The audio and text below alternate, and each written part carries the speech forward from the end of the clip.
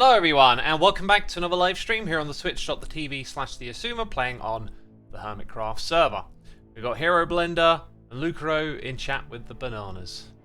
And Mayschool. And Ender Void Wolf. And Chiwi Pepper. Thanks for letting me know that we're live. We've got Billman68 here for 78 months, that is, and Evil X. Thank you so much, my dude. Your incredible support. Greatly appreciated. I made a little observation. Ah, okay, interesting. Like, the pre-stream music was about, 6 minutes long, and the session timer was at like 7.5 minutes. And I was thinking, how has that happened? Oh look, okay. So I had my eye on it, and I was like, that's really odd. It's like added a whole minute. Anyway, I've restarted the stream, and I'm noticing now it says the session is 2 minutes. And the timer that the stream has been running for is just over 1 minute. So, I don't know what's going on there, but on the control panel it tells you you've been streaming for 1 minute longer than you have. Just, okay, Twitch. Let me give you an update on all of this stuff. It's all been set up, okay, look at this. I could open it. I missed out some of these things. This is the sorting system that we're building for Pearl. Everything is in order again.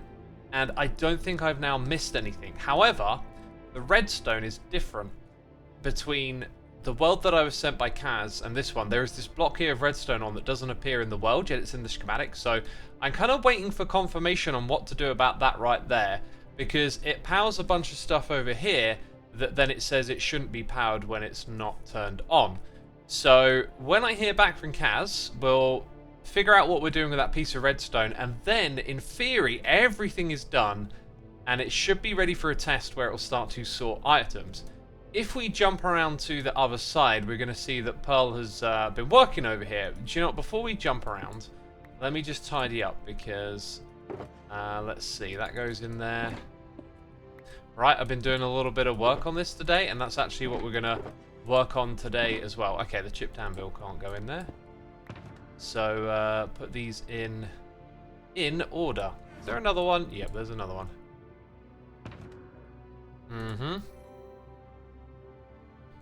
That one goes down here.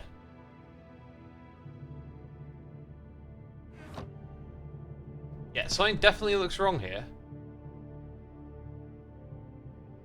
Did I put the... Okay, I might have put the crafting bench in. We're missing something. Oh. Ha, okay. Problem solved. GG's. Is it that way around? Oh, it almost works better that way around. I'm pretty sure it's that way around. Is that, if anything? Oh, that's a nicer transition, isn't it? Okay. Getting a little too obsessed with that stuff. Love the redstone design and all the simplicities but complexities of it all, says James. Yeah, Kaz has made a really remarkable storage system here, and Pearl has now decorated the opposite side. Woo! Very, very nice. I really like the way Pearl builds, but when I saw this, I got this feeling like this almost feels a little bit simpler than it should be, right? Like, there's nothing crazy fancy going on here, but I think Pearl's just someone who can kind of like jump in and build. Like, this gives me the feeling that not too much was needed to plan it, if you know what I mean. Like it was just like a natural builder at work. So I was really impressed. I always get inspired to build, and I never really get around to doing it because, as I'm learning, just my time is always just going into all sorts of different things. And like, I really want to start making the next video that's going to go on my channel. And like yesterday and today, it's just been one thing after another. And then I'm looking at my list of to-dos, and like, I'm thinking, I'm not going to get around to any of this like video making tomorrow either. And then I'm busy on Sunday, and as life goes on, it just feels like everything sort of takes longer and you can't get as much done. It's annoying. Wow. I maybe didn't really need to take that. Oh, dang it! I've ruined the glow liking. Yeah, I maybe didn't actually need to take that stuff away, but I need to clear the area because we are going to work on the swirly storage sorter today. After your music stream always ends for me, and I have to reload Twitch to get back in, says Yo Learned Envelope. Yeah, I guess it doesn't automatically reload for everyone. Kikinuai, whose name I've definitely utterly butchered, thank you for 10 months of support. Blind Disney's here for 12, a whole year right there. That's incredible. Thank you for the lovely message, by the way. CompuGuy99, thank you for 4 months of support. Appreciate it, peeps, appreciate it. So, I had to, before doing this stream, like, again, talking about things to do, right? Like, I realized that my creative server isn't on 1.20, so I've got to get around to doing that. And then I, like, had to rebuild my backup of 1.19.4 to log on and be able to grab the schematic, which should be here. Well, it won't be there, will it? It'll be in here. It's called the... something. It's called something. Swirly Sorter System. Let's load that. We're going to need to raise this up a little bit. Not by much. Okay, I need to get some sort of bearings on what we're looking at. So... the side with the hoppers that comes through is... I think that's it there. Are they facing the wrong way? Oh, this is annoying because now I sort of don't quite understand what we're doing. Let's go in, configure, move it over this way, move up there. Right, now I can get a better look at it. So items go into this spot. Ah, no. This is how I built it, okay? I just didn't put those in the right direction, I think. So that is the line, as I remember, that needs to make its way across the back of this room and find its way down into one of these chests.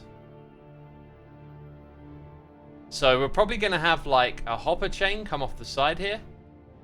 It's probably going to need to be away from all the redstone, so it'll be somewhere around here. So the items will drop down. So we probably want to get like a water stream going that's relatively low. I think it actually makes more sense to have that side point in this direction. So let's see if we can put the schematic into place. Hi Xisuma and all the people watching. I'm on the bus with and a lot of heat. Yeah. It can get pretty hot on public transport, right? When I was in New York, sometimes it was air conditioned, sometimes it wasn't. But you'd always notice the difference. Oh yeah, we need to rotate this thing. Okay, so it needs 2 more rotations. It's moments like this where you really just wish there were like a hotkey to kind of jump in and out of where you currently are in terms of like moving the schematic around and stuff.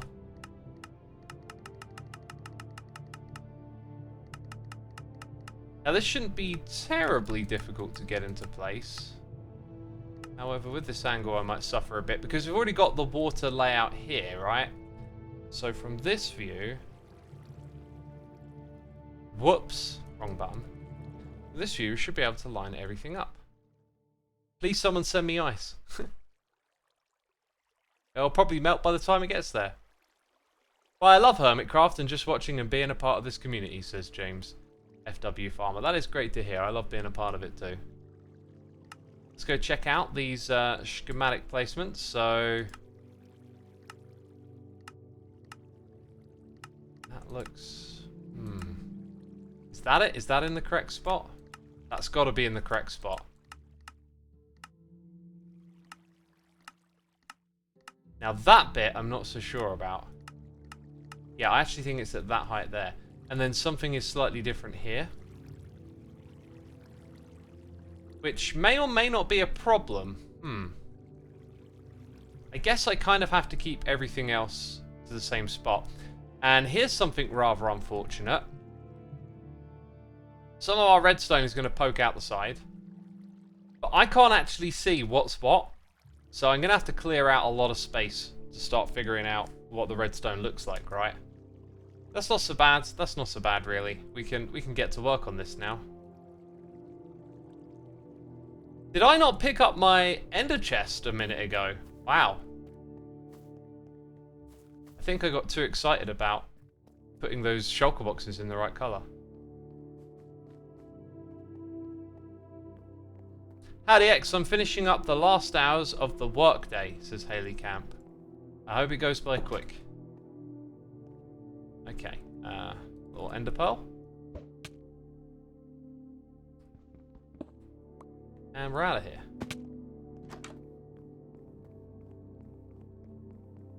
Make sure it's the right rotation, yes. We'll have to do that again. Tannenbaum20, thank you for 23 months of support, which is greatly appreciated. Hi, in South Germany, the weather is finally getting cooler. How is it at your place? I mean, it's going to get hotter in the next month, but right now, it's kind of a cool day. I actually, you know what, I'm going to turn the fan on because I can feel myself getting hotter as I start to talk and do my stream. But I turned the fan on, and it was kind of making me feel chilly, and I was like, oh, that's not normally how this works. But yeah, it's a cooler day, I guess. Sort of been... you know, what's the word? Tempting to rain. It's been teetering. It's been on the edge. It's been spitting a little bit. Where my lights at? Don't you dare think I would have forgotten. Oh no. Then we need some tools. Place them over here. And got to do our thing, right? So you can see this area has actually been properly decorated. We turn this back on. I think what we'll do is we'll create a little entrance for ourselves at this height here. And then start to tear out this. So we can see where these blocks are going to go. Now there is a smell. There is a smell wafting. Tempting me. It is my decaf coffee. It smells so good. How long have I been live for? 11 minutes? It's basically perfect drinking temperature. And the fact that I thought of this now means that I have to force myself to stop playing my favourite game and drink and have a read a chat. Skeptics says, I haven't watched Hermitcraft since you made that huge spell place. Don't know how long ago it was, but now I am back. Welcome back, my dude. I don't know what the huge spell place is, but is it this season or a previous one? That's not your coffee you're smelling, sorry. I'm pretty sure it's my coffee that I can smell. And it's after I've turned the fan on, so it's probably blowing it in my direction. Oh, man, that's good. That's good. Previous season. Big spell place. When previous season was Derpcoin and all that kind of stuff. Actually, I've got the Season 8 world prepared for this stream, because we may need to log in to have a look at it, depending on how far into this project we get. Oh, some good stuff, some good stuff.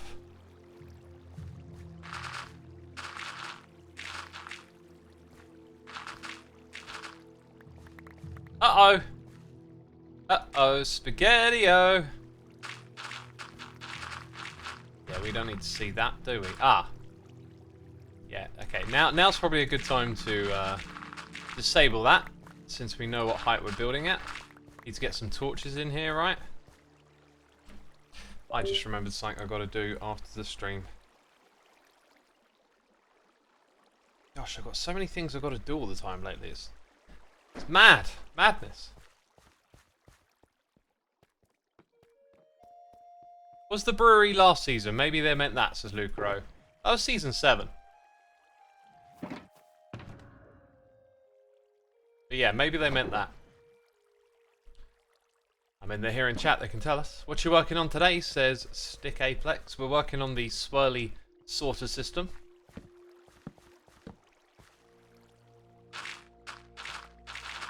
It's a project that we've done the redstone for already, so now we've just got to bring it onto here on Hermitcraft.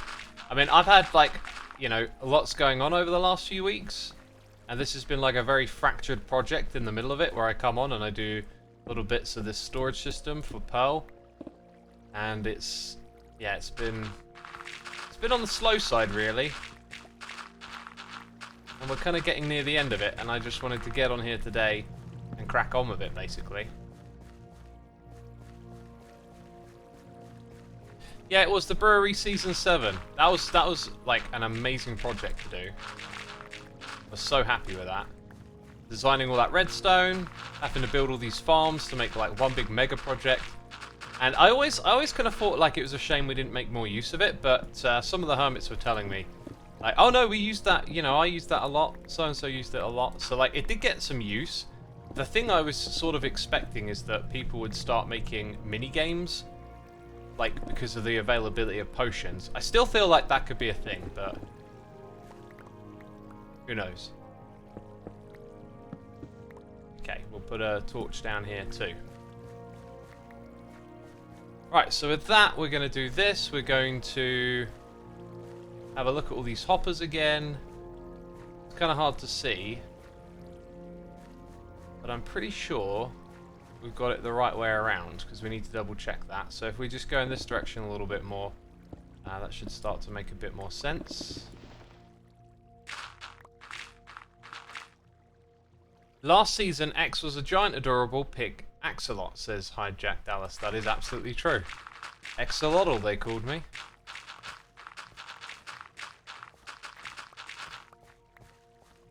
I'm kind of not seeing what I want to see.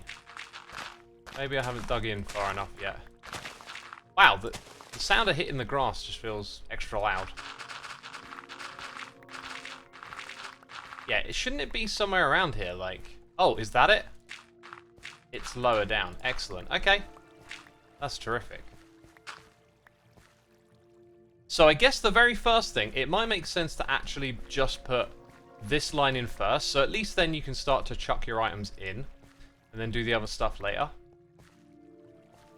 And we actually can start the water stream at this level here, effectively. Right, and then it's got to go a ways out. So again, torches in the area. Keep it nice and lit. Night Sport, 25 months of support from Night Sport. Thank you so much, my dude. It's appreciated. Hope you're enjoying the stream, having a good time hanging out. Do you know what I'm really looking forward to, peeps? I'm really looking forward to that City Skylines. Dang. I keep getting inspired to play that game. Like, when that comes out, I'm going to be all over that. I really just want to design and build a city again. Especially after going to New York. Hi X, we were talking about this on Pearl's stream. Would you ever consider going to Minecon dressed as your Minecraft skin, complete with your helmet? I mean, you know, who's to say I haven't already done that, right? You know, the real question is, why would I do that again, I think. I could be wrong. I could be wrong.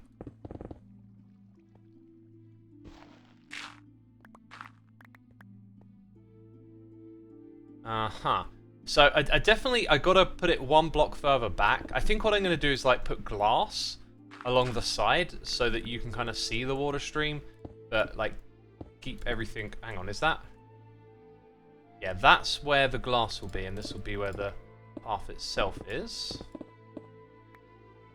Then I guess you probably want a little bit of space to walk alongside this stuff too. So we'll dig out this 3x3 and that should help us get going. Forever digging, forever doing a grind, right, on a live stream. It's the way it is, it's the way it should be.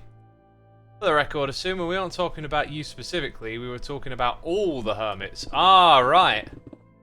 Right, yeah, okay, so like, HermitCon. Oh, we're about to, wait, am I over by one more? I am actually over by one more, aren't I? Well, that ain't very good.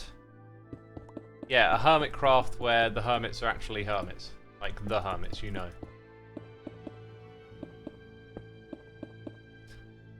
Every Doom guy could be a Xisuma. That is absolutely true. Whenever you see a Doom guy cosplay, you know, how do you know it's not me? How do you know? Probably because I'm not into cosplay. I tell you what I am into, Black Mirror, although I've only watched one episode of it. It came out right as I went on holiday. Looking forward to watching some of that. That show's cool. Gets you thinking. Also feels like a lot of the stuff they did in the past, it's like some of it has... Oh, made a mistake there. Some of it has almost come to reign true in a way, like... It's kind of eerie. So, super excited to see what they do with this new season. I won't say much more though, because I'll get into spoiler territory, right? A lot of people like that show, and if you didn't know, it's new season's out on Netflix, which is pretty cool. I've only watched the social media episode of Black Mirror. It was good. I think there's several that are themed around social media. Good stuff.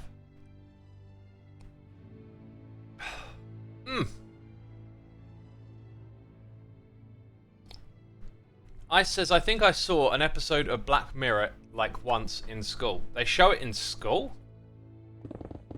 That I did not expect. That I did not expect.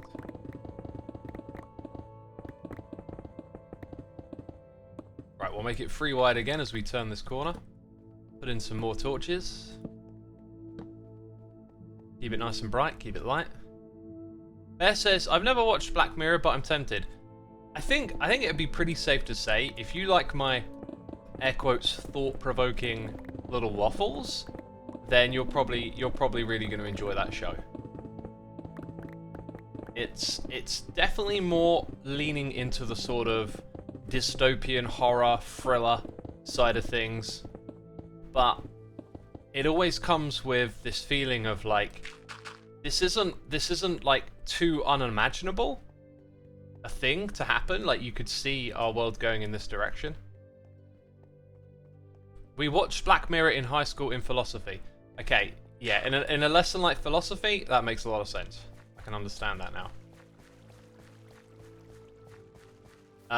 Zoe says, I think the funniest bit about Xisuma is that he's never shown his face, but she's shown most of the rest of him. Remember that one video of him in the Scream mask and no shirt playing guitar? I don't recall that video. No shirt? Jeez. What am I, a wild beast?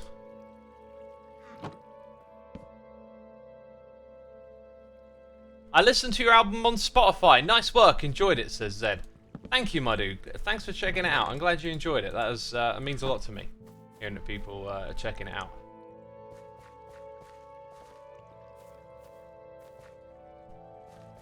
I love that X never showed his face, says James FW Farmer.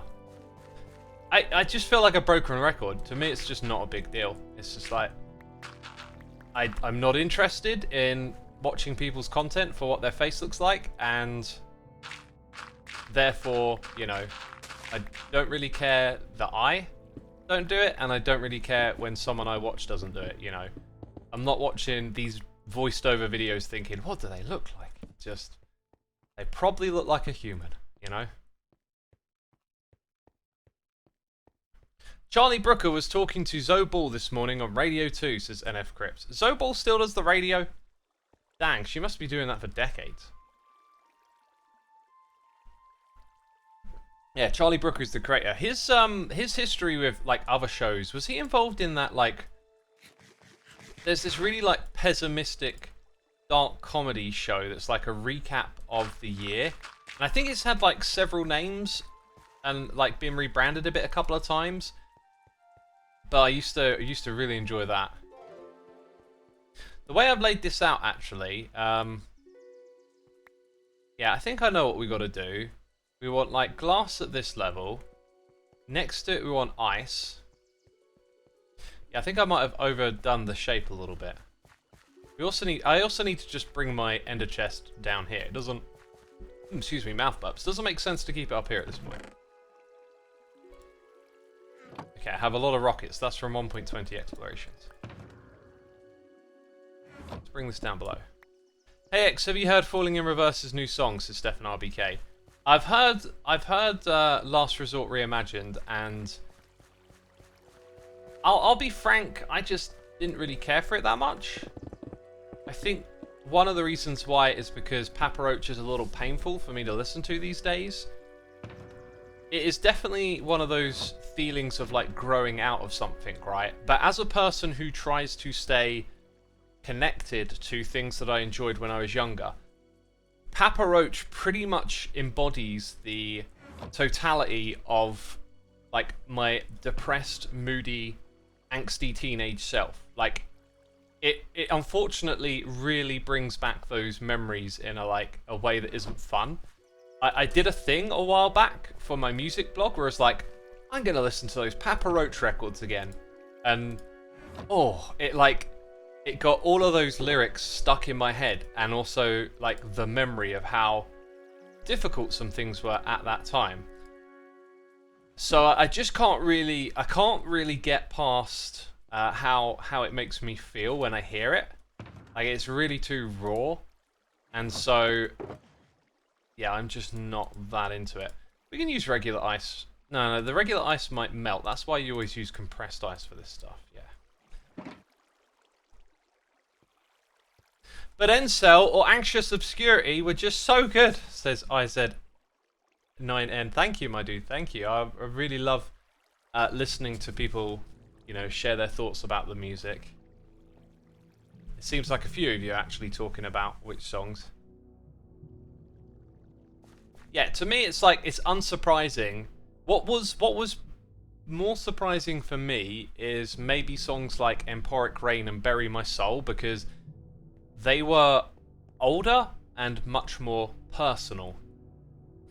How am I going to lay this out here? It's not quite making sense to me. If I put the ice there, I'm going to want a walking space. Okay, so actually, I think what I want to do is have, yeah, do it like this. Right, that's good. So ice at this level, glass on the left, and a walking space on the right. That's what we need. I should listen to your music. The amount of people I've started watching for Minecraft that also do music that I haven't listened to is at least one. Yeah, I've been super inspired to get back into it. Like, it's just I basically I'll be really frank and just say, like, it's Hermitcraft is the time consumer.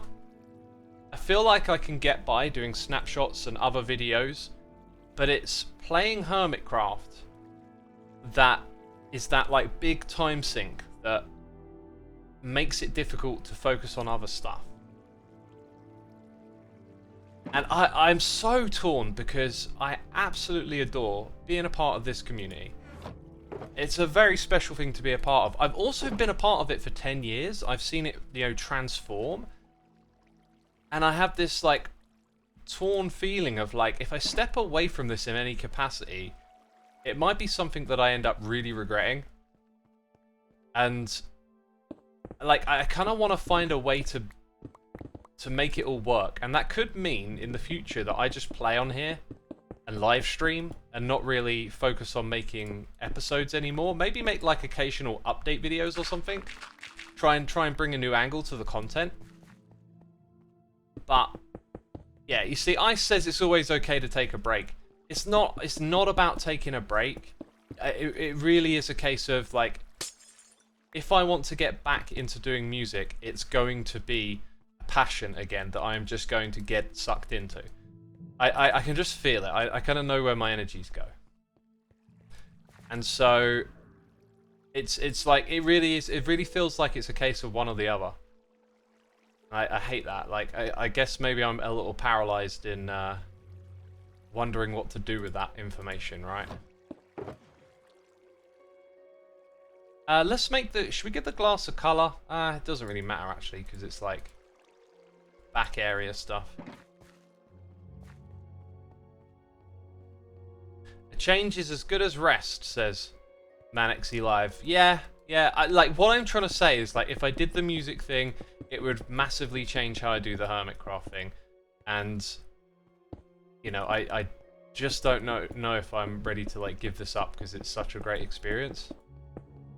Still, like, don't get me wrong, I love playing this game and making stuff on the server. It's just, I know it's the reason why other stuff won't happen. So somewhere around here it's going to change, so we'll leave that. That'll be okay. I've got to dig out this to put in the ice. Hi, Xisuma. How much the lyrics of music is important to you, or can you enjoy the song even if the lyrics don't make sense? I've always been drawn to music, well, not drawn specifically because of, but I've found my way to a lot of music where lyrics doesn't particularly mean much, or maybe it does, but it's like shouting and screaming, or, let's see, like instrumental music. I like a lot of foreign music where you don't actually understand what the words say. But the thing is, they can still be a part of the music. Like, you don't have to understand the words to feel what's in a voice. So I've always enjoyed, I think, that component in a more textural than lyrical way. But then with something like hip-hop, obviously the lyrics mean a lot too. Oh, Curls of Doom, thank you for gifting a sub to Stellion. Greatly appreciated. Thank you for gifting the sub and supporting our community. Stellion, thanks as always for doing what you do. Lucro says, flip a coin and listen to what you hope for a while it falls. Right, so like flip a coin and it's like, what are you hoping for? Interesting. Interesting experiment. What kind of foreign music says Tramonic? Well, all over the world, different cultures have different music. And so there are just certain worldly musics that I kind of like.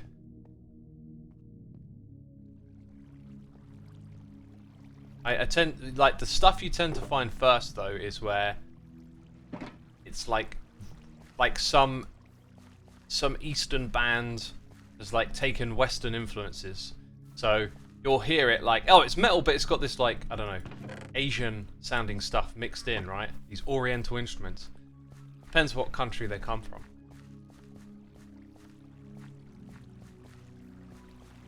Do you feel like you've outgrown Hermitcraft or just a little bit more passionate on something else? I don't feel like I've outgrown it. I've still got the passion for it. It's just I've got passions and not enough time in the day. And increasingly, it's just felt like I've been trying to... I've just got these things that I want to do. And every day, it's just like I'm knocking out these little jobs that need doing. I mean, I couldn't even tell you what I did today. It was just like fixing things and just sorting out some photos from holiday and then doing this other little thing and then heading over there and getting food sorted out and then working out and then yeah, I had to do some like gardening stuff and you know, and then I look back and I'm like, what did I do today? And like if I look forward to the next few days, I've got all these little lists of jobs that I know are just going to rack up before I start recording a video. And then it's like, you know, a week later and you got that feeling of like, oh, I'm supposed to have a video out by now. I mean, my current plan is to just like not do Hermitcraft videos. Experiment with different types of videos. But that hasn't really started yet because I've been on holiday and then I got these jobs to do, right? And it like, hopefully, you know, hopefully I'll get somewhere with it over the next few weeks and there'll be a pace and I'll like be able to look at my time and be like, okay, there's time for this, there's time for that. But it's got nowhere near that yet. It's like I'm itching to start doing this other creative stuff, and yet I'm still knocking out all these jobs that need doing all the time. But anyway, I feel like God, I go on about this every stream about not quite being where I want to be, you know. And I came back here to get ice. Yes, ice. And I know I'm going to need a lot of hoppers, so I should craft those while I'm here too. Ice was the thing. Glad I remembered, because I didn't write it down, I just sort of shot off, and one of the things I tend to do is forget a little bit. Let's go craft this stuff up. Because we ain't crafting it down, right, homie? I should do the distance. Let's see, what did I say? Hoppers?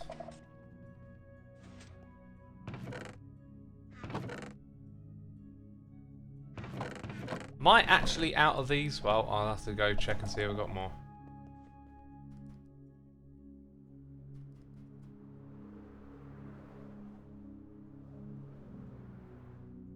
Okay, down here we go. Why is your ice not called packed ice? It's called compressed ice because, I don't know, that's what it's called. Yeah, it's called packed ice, but it says compressed ice. Which one? Oh my god, which one do I have the most of? This one, clearly.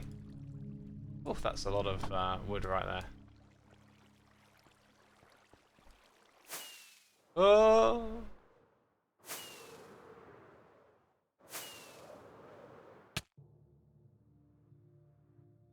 Come on! Oh. Didn't get the proper one, did I? No! Land! On platform, did it. Sweet. Only because I said it out loud that it happened. Oh my god, some stuff here needs sorting. And the thing with sorting is it happens up top. So I guess I will drop these random things into here. That'll give me a little space to operate.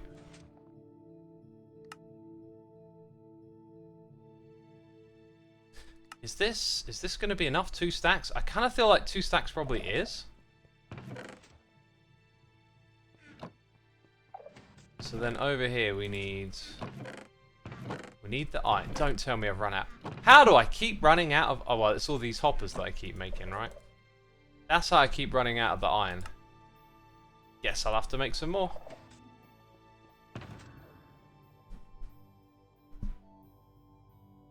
Fire Mango Pie, welcome to the stream. You've not been able to catch one before. Well, welcome, welcome.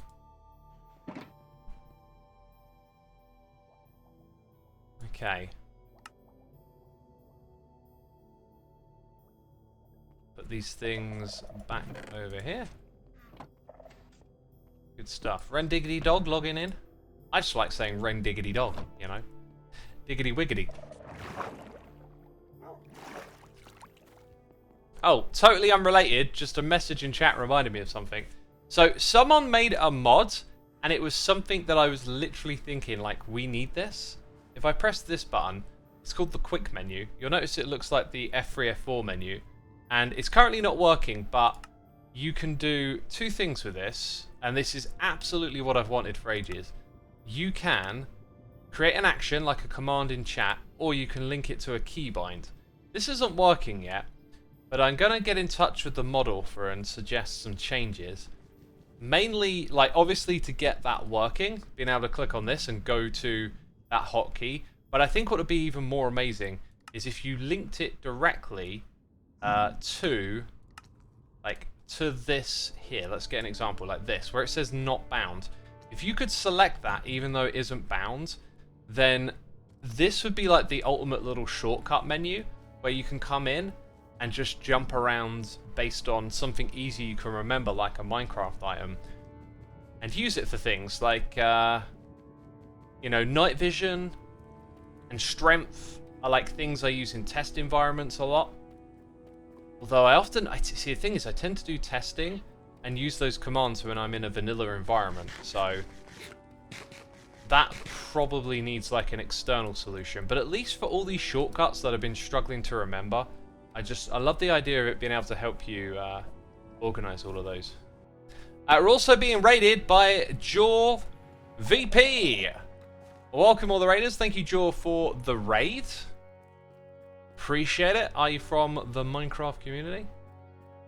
Let me know what you're up to. Thank you again for raiding. To all the peeps tuning in from the raid.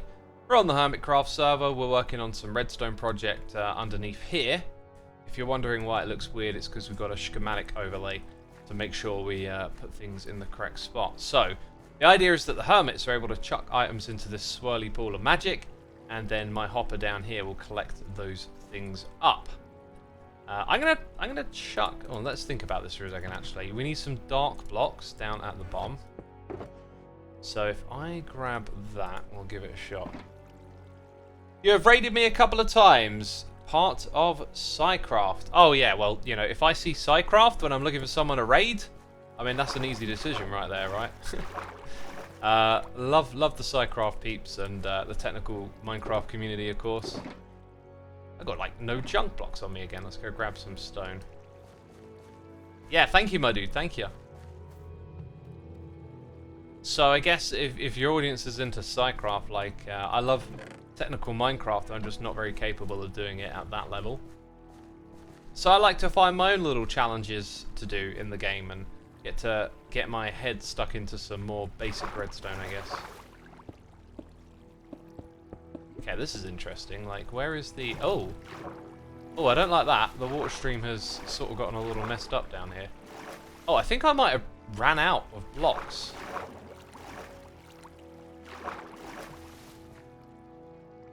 Okay. Well, I think we can start by putting that there and bringing these across.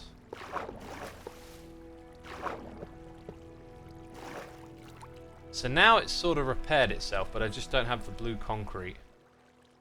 I think what I'm going to do down at this level is just get rid of that. Now I'm in swim mode. Great.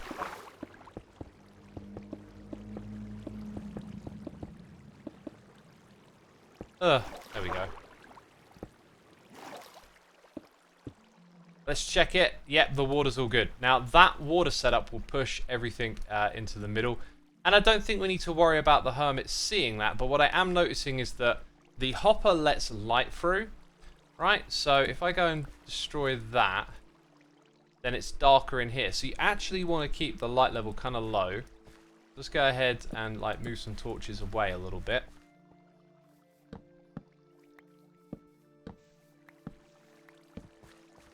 Let's see. Yeah, now that's like much lower.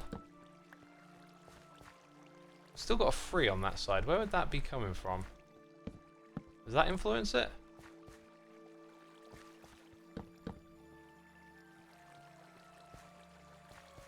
Is there... Ah! It's probably that one. Now it's a 2. Oh, so close.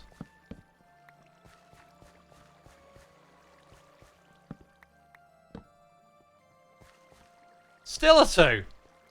Now 0. What? I don't understand. Okay, now a 3? This thing's messing with me. 2. Okay, 2 on either side. I can live with that. I can live with 2 on either side. And that pretty much means none of the light is affecting that. So that's good. You now obviously have to build a little bit of redstone off to the side here. To activate this thing. Not sure quite what that will look like, but we'll figure it out. Then we want to bring in our glass and our stone again.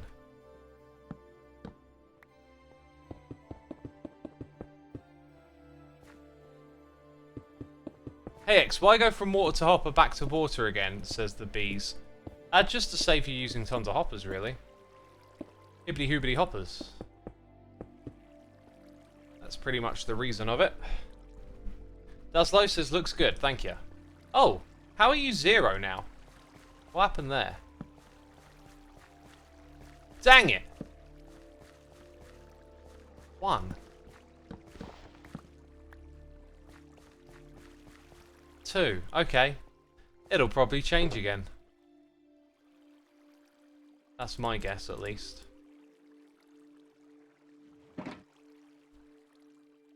Yeah, okay, so this bit might be tricky. Just because... Like, where are we going to send the signal? Like, to that block. Through there. See what happens. So that's going to detect if there's items in there. Then we want a clock.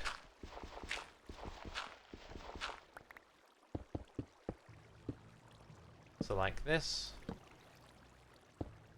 That's got to point back into here. If I had a target block, this would be really simple. Thank goodness for target blocks, right? Let's yoink one of those from over here.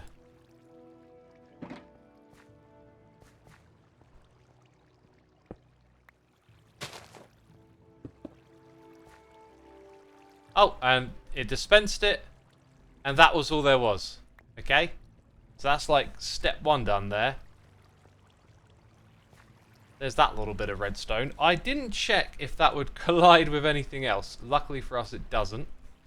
We are going to need composters. Okay, luckily we've got a few. We'll have to go back and make more, no doubt. So then, yeah, the items need to go through some water streams. So we need water buckets. Where are we going to get those from? The bucket chest. Like, what else?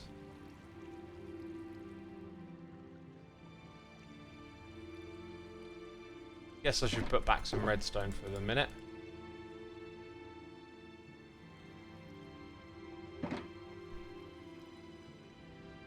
I meant your items are already in the water, so hopper dispenser are not necessary, right? Oh, I see what you're saying.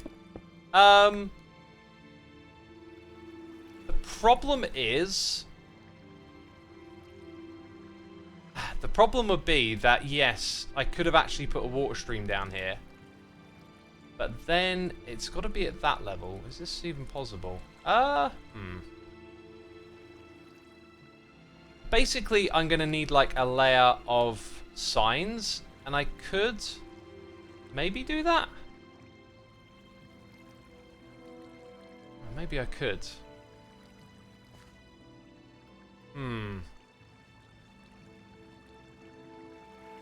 It would mean the water's raised up a little bit, though, and you have less of this effect of like it dropping into nothing. Another argument would be that it would change the despawn timer by it going through an inventory, but that's not necessarily a great argument.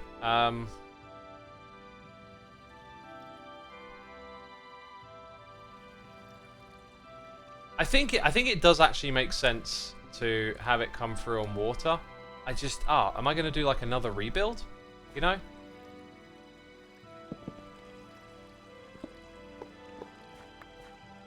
Let's remove a few of these and think about it.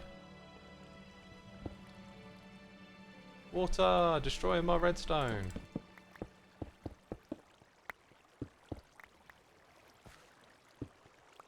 Yeah, take all this back. And maybe just put that there for now. Right. Oh, what happened there? It put me into swim mode.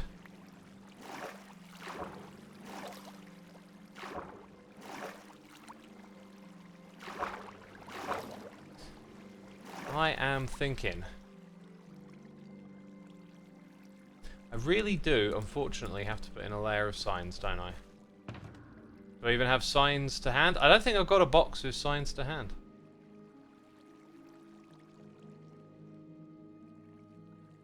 And once again, I got a chest monster of an inventory. What did you expect, eh?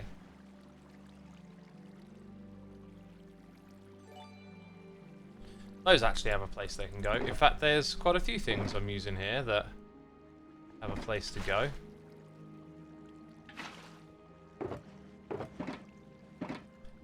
Okay, then we need wood for the signs. Somewhere here I did have a bunch of sticks too. Don't want to seem like rushing you, or maybe you just don't want to do it. You certainly don't have to. Out of curiosity, when will you update your vanilla enhancements to 1.20? I don't know what that is. Vanilla enhancements? I got no idea what you're asking. Let's see.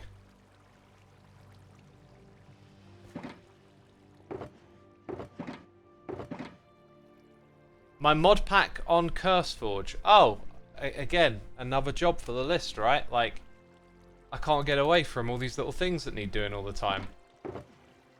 Maybe I just won't update it. Yeah, oh, it's always something. I'll make a note.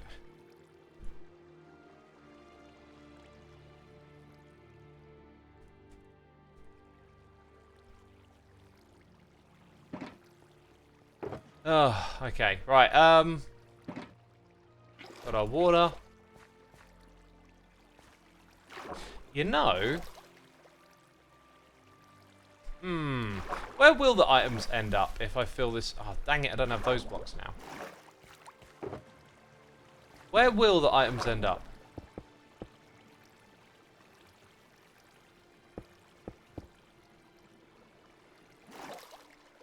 If I have it like this, which is the correct level, it might be that items do actually like just flow out. I think we should just give that a try. Kind of looks to me like it would work like that. So in theory, every item... Oh, this is annoying. Stop putting me in swim mode. Every item can be pushed into the middle, as you're seeing they're doing now. The problem is the water doesn't flow out at that level. If I put a water source there, it also doesn't flow out. That makes a lot of sense now. I'm not sure if I can really manipulate that in any way. I could have it come lower and then use soul sand to like boop it up. But there'll probably be a ways in which... Actually, no, I can see a way in which I can do that. Okay, so... We'll put the signs at this level. Yeah, this level here. And then I can do it.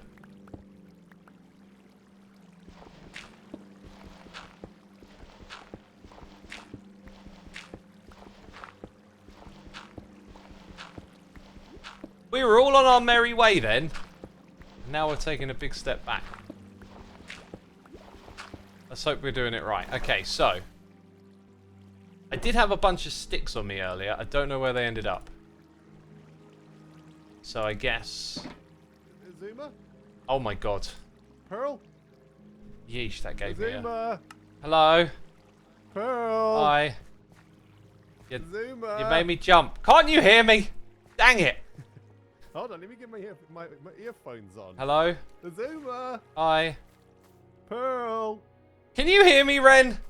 Xisuma? What's going on? Where are you?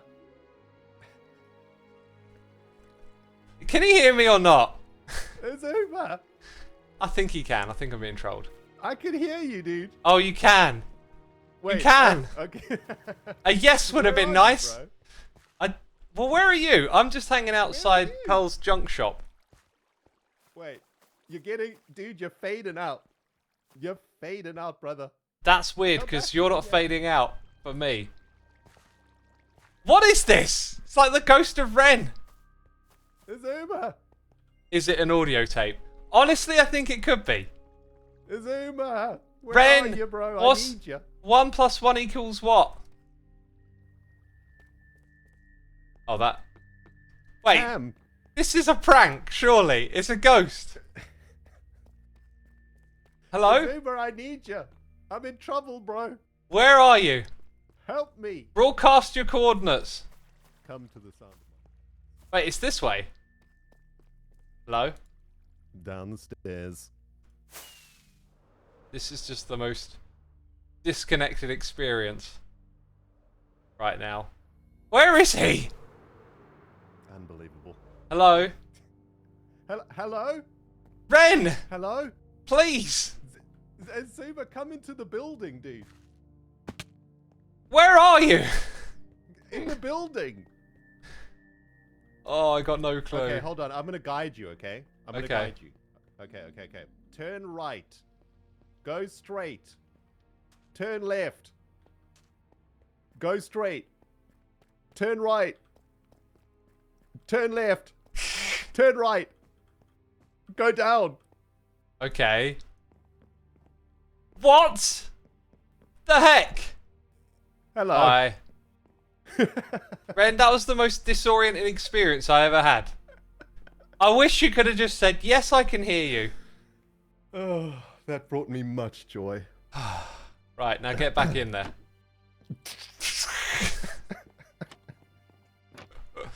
You can move about in this one. Ooh. Hold on. Let's have a meeting in here, X. This Okay. is important business that we need to attend to. Wait, how did you do that? How did I do what? Oh, there we go. There, you got it. Hello. Hi. Hi. Your totem's in my face, dude. I'm sorry. It's Very rude. not much I can do about that. There's not a lot of space down here. What are you up to, man? I was what's going doing on? water streams and redstone, Hmm. and you were I just started streaming, and then chat told me to go and annoy you. wow. I had nothing to do with this. Wow. That's Yeah. just so unexpected of chat. They never tell us to do things like that, do they? They're usually so well behaved and polite. Never. Never. Yeah. I wanted to ask you a question, though. Mm-hmm. Go ahead. Okay. It's quite a serious question, though. All right. I Are mean, you it ready? doesn't feel like it's going to be serious considering the current situation. Okay. No, it is. It is actually a serious question. Okay. This was a question that was asked of me Mm-hmm. this morning by one of my friends, my out of Minecraft YouTube world friend. Wait, you have a real life friend? I mean, just one. Oh, okay. How did you get one? He's been clinging on since I was young. Just Ah, never let Klingon. go. Got ya. It's just the Klingon. From Star Trek. Anyway, he asked me if you rewind to before YouTube was a thing in your real life. Okay. So go all the way back there to where whatever you were doing back then. That was a miserable time. Yeah, it was. It was terrible, actually, as I think about it. But we don't think too much about actually what was happening. But the question was, did you ever imagine that you would be playing Minecraft for a living like 12 years later? Absolutely not. Not an inkling. Yeah. It actually did. That's exactly was my first reaction. I realized that there is I wouldn't have guessed this, what you and I are doing right in this moment, my really good friend. I mean, I wouldn't have guessed we'd have been doing this morning, so this is really unusual. You know? I don't know what you mean. I didn't wake up and think, me and Ren in a trapdoor hole, talking deep questions. That was not, I didn't think that was on the agenda today. Yeah, well, the question did make me realize two things. Number one, we are exceptionally weird human beings.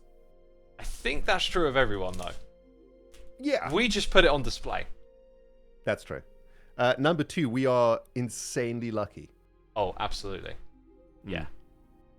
But I had a moment of appreciation for Hermitcraft, the audience, you guys, everything today. I had a little moment of clarity where I realized how incredibly lucky we are as hermits to do this. For sure. Incredibly lucky. That is all. That's all I wanted to say. That's it. That's all I wanted to say. Well, there's something I'd like to add to that then. Is that okay, go on. We couldn't envision where we are now, right? But what I think people watching should do, because I know a lot of people want to be a part of something like Hermitcraft, is to not, like, you want to find the thing that you couldn't think of right now anyway, right? Yeah.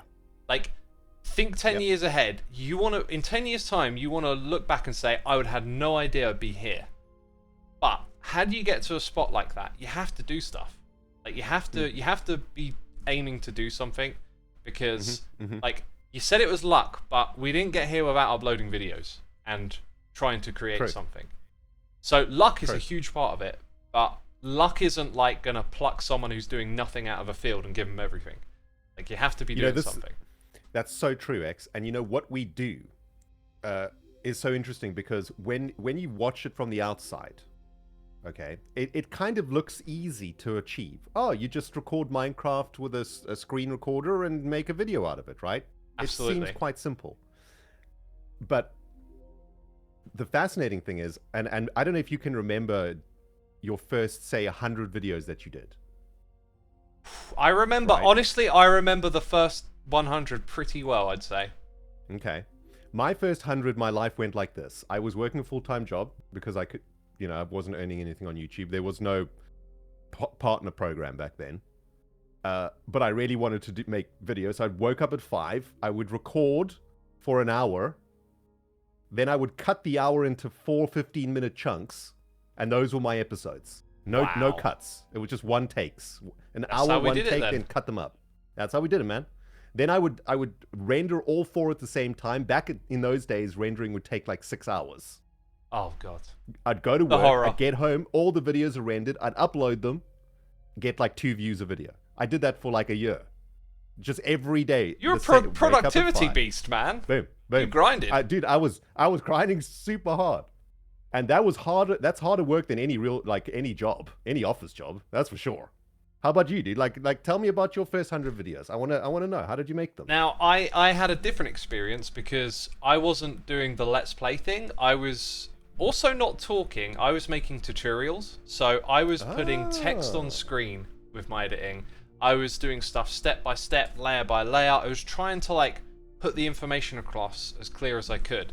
And I kind of hit the ground running. Like, my first video, you know, got views and got subscribers, and then so did my second and my third. And, you know, by the time I'd made 20 videos, I kind of knew that I would make another 20. So I had a bit of a different experience. I didn't have that like slow wind up like most people have. I got fortunate to hit the ground running, And I think my early videos stick in my head just because there was like a whole bunch of goofing around in a test world and like finding a solution and then presenting it. And so like my first videos were They're like presenting them all right. they're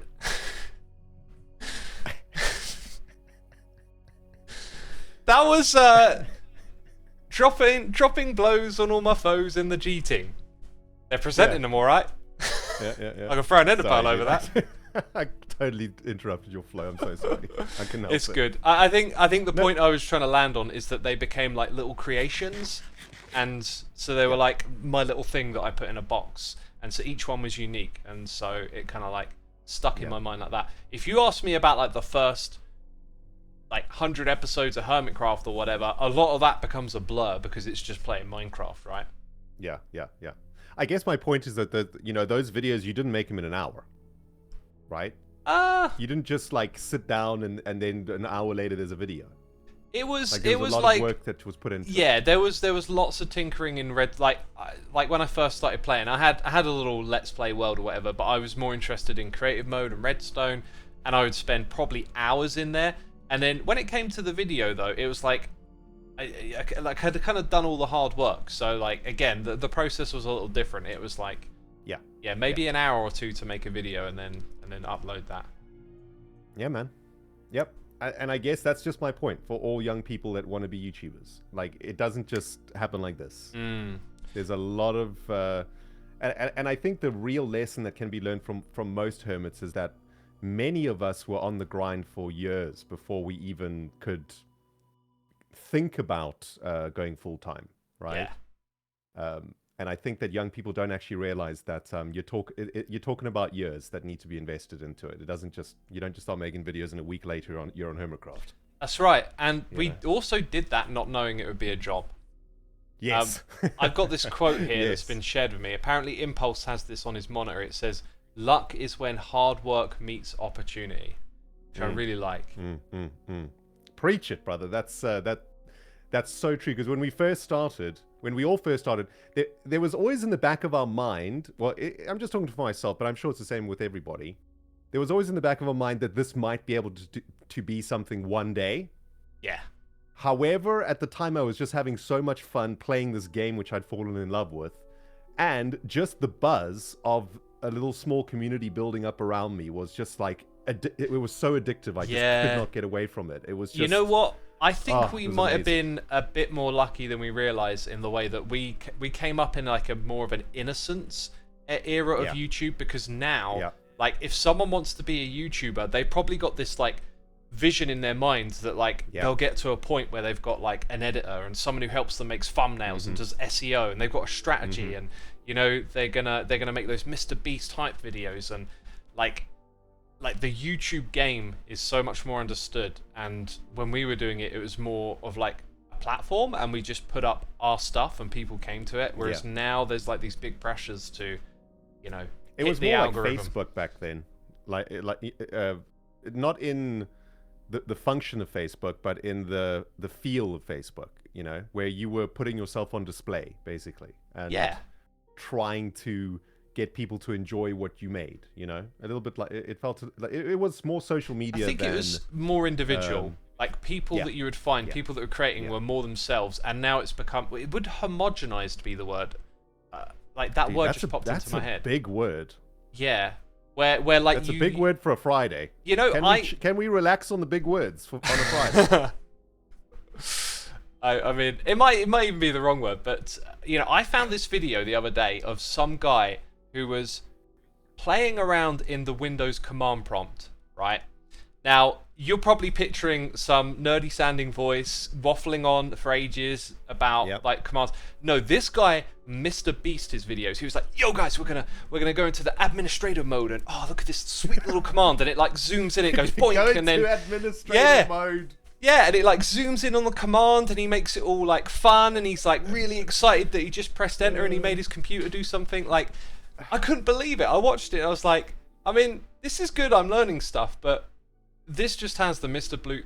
Beast blueprint all over it. And that's what I mean, is that there's like, now people want to, it's like a negative feedback loop with the algorithm, where the algorithm gives people what they want to see, but then people figure out how to like really gain people's attention and work with that algorithm, and then other people start to mimic it, and it becomes like a feedback loop where now that's what people expect, you know? Because if someone wants to learn about the command prompt, I mean, they're going to pick that guy over someone who just sounds a bit dull, right? Basically, right? It's really weird. It's really weird. Yeah, dude. It's crazy. I don't even want to know what this all looks like in 10 years. I mean, honestly, who knows? It's nuts. Yeah, I feel ya. It's pretty scary. I will probably still be playing Hermitcraft, let's be honest. That's true. You know, it's like we'll be down to like 1,000 viewers across the group, but we'll still be on the grind, baby. Be on the grind. I could see that for sure.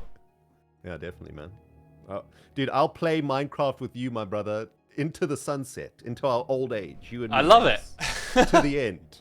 We'll have to get like old man beard skins. Grey hair. Yeah, dude, Luckily, I got this helmet on.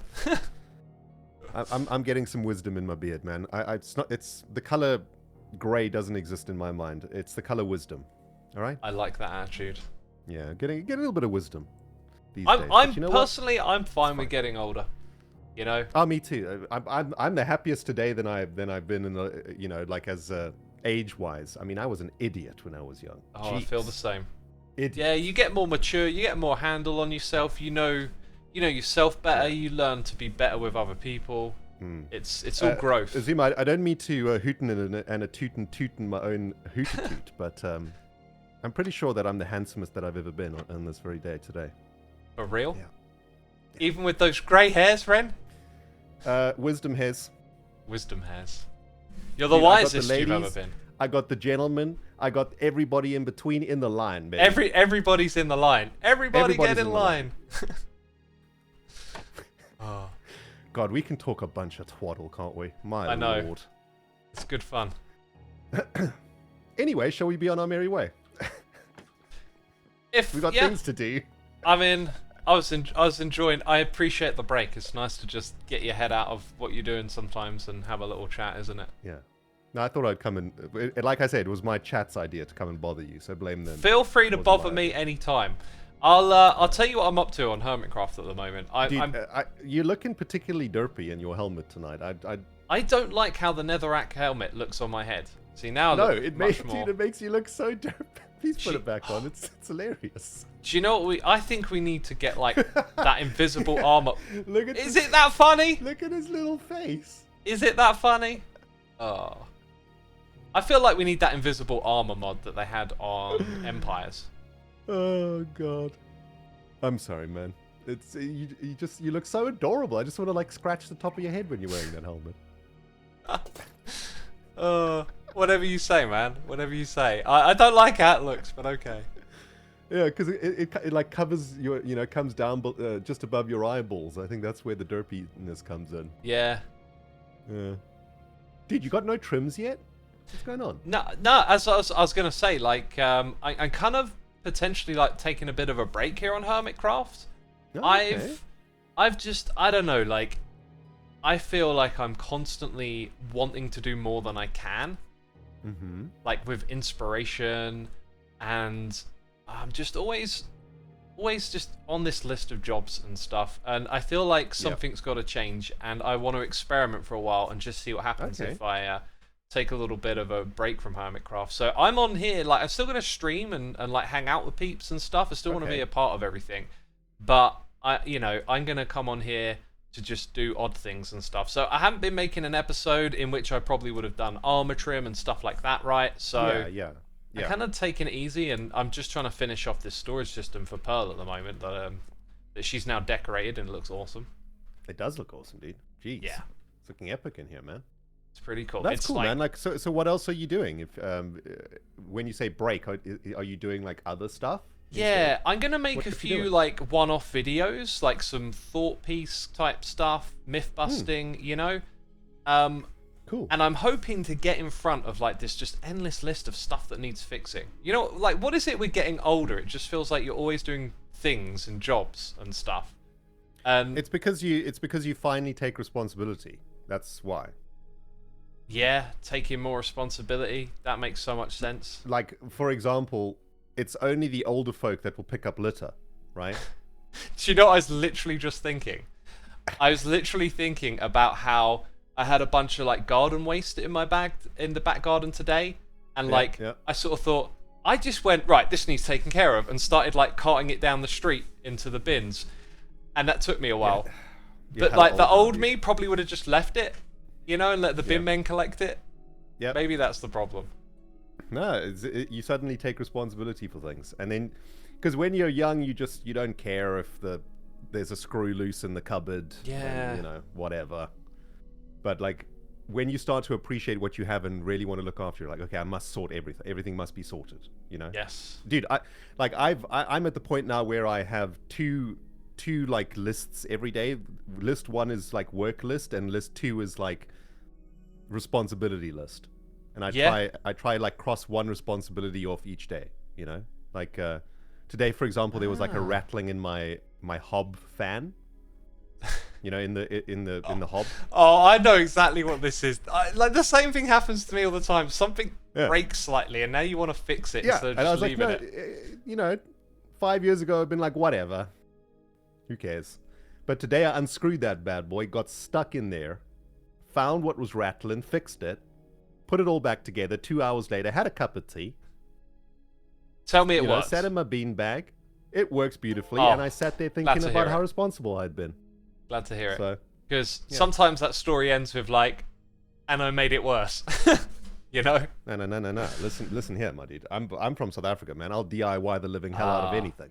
You see, I'm the opposite of DIY. I can't fix stuff. Like, I am terrible at using my hands, and screwdrivers are like my worst enemy. To me, that just sounds like excuses. Oh, it is not excuses, friend. Believe me. Yeah. Believe me. You know, sort it out, dude. If you were here with me right now and like gave me something to fix with a screwdriver, in like 2 minutes you'd be like, give it here. Like a drill sergeant. Get better at DIY. That is not on my list of things to do, fortunately. Oh man. Yeah. No, but dude, speaking of gardening, this year I've gotten stuck into the garden and discovered a newfound joy. It's amazing. Yeah, it's just real life Minecraft, man. It's real life terraforming. You spend 3 hours in the sun. You know, I had this little patch of lawn out front with like really was really weeded over. I had 2 flower beds full of like gunk, you know, weeds and nonsense. Went to the garden center. Wow, this conversation got adult fast. Went to the garden center, got all the tools required. You know, I went and got my pickaxe and my shovel and my efficiency 5 axe. Brought it all back, cleaned that garden up, dude. Took me 6-7 hours, and now it's pristine. Listen, let me tell you, dude. The other day, an old lady from across the street, she's about 60. Her name's Mary Ann. She came over, knocked on my door, to say to me what a wonderful job I'd done on the garden. She just said, "Oh, hello. I just wanted to say you've done a magnificent job on this garden. I'm so glad you've moved into the neighborhood because the previous people did nothing with this garden and you've just done a fabulous job. Please come over for a cup of tea later." That's awesome. Brent, have you ever been to America? I went to New York, yes, and Boston. Did you notice how much friendlier Americans are? Oh, it was ridiculous. Yeah. Ridiculous. Like, the thought of a neighbor coming over and saying something about my garden, like, not that my garden's great or anything, that feels like something that never happens here in the UK. But in America... No, but X, I live out in the country. I live in a small town. Small towns are different to cities. In cities, people are much more suspicious of one another. Yeah. You know? I live in, like, I live in, like, the middle, like a town, suburb. There's countryside nearby, but it's not countryside, you know? Yeah. Well, I've made a new friend. Mary Ann, she's lovely. That's awesome. And I'm going to have her around for tea the next time she that's looks wonderful. at my garden. That's wonderful.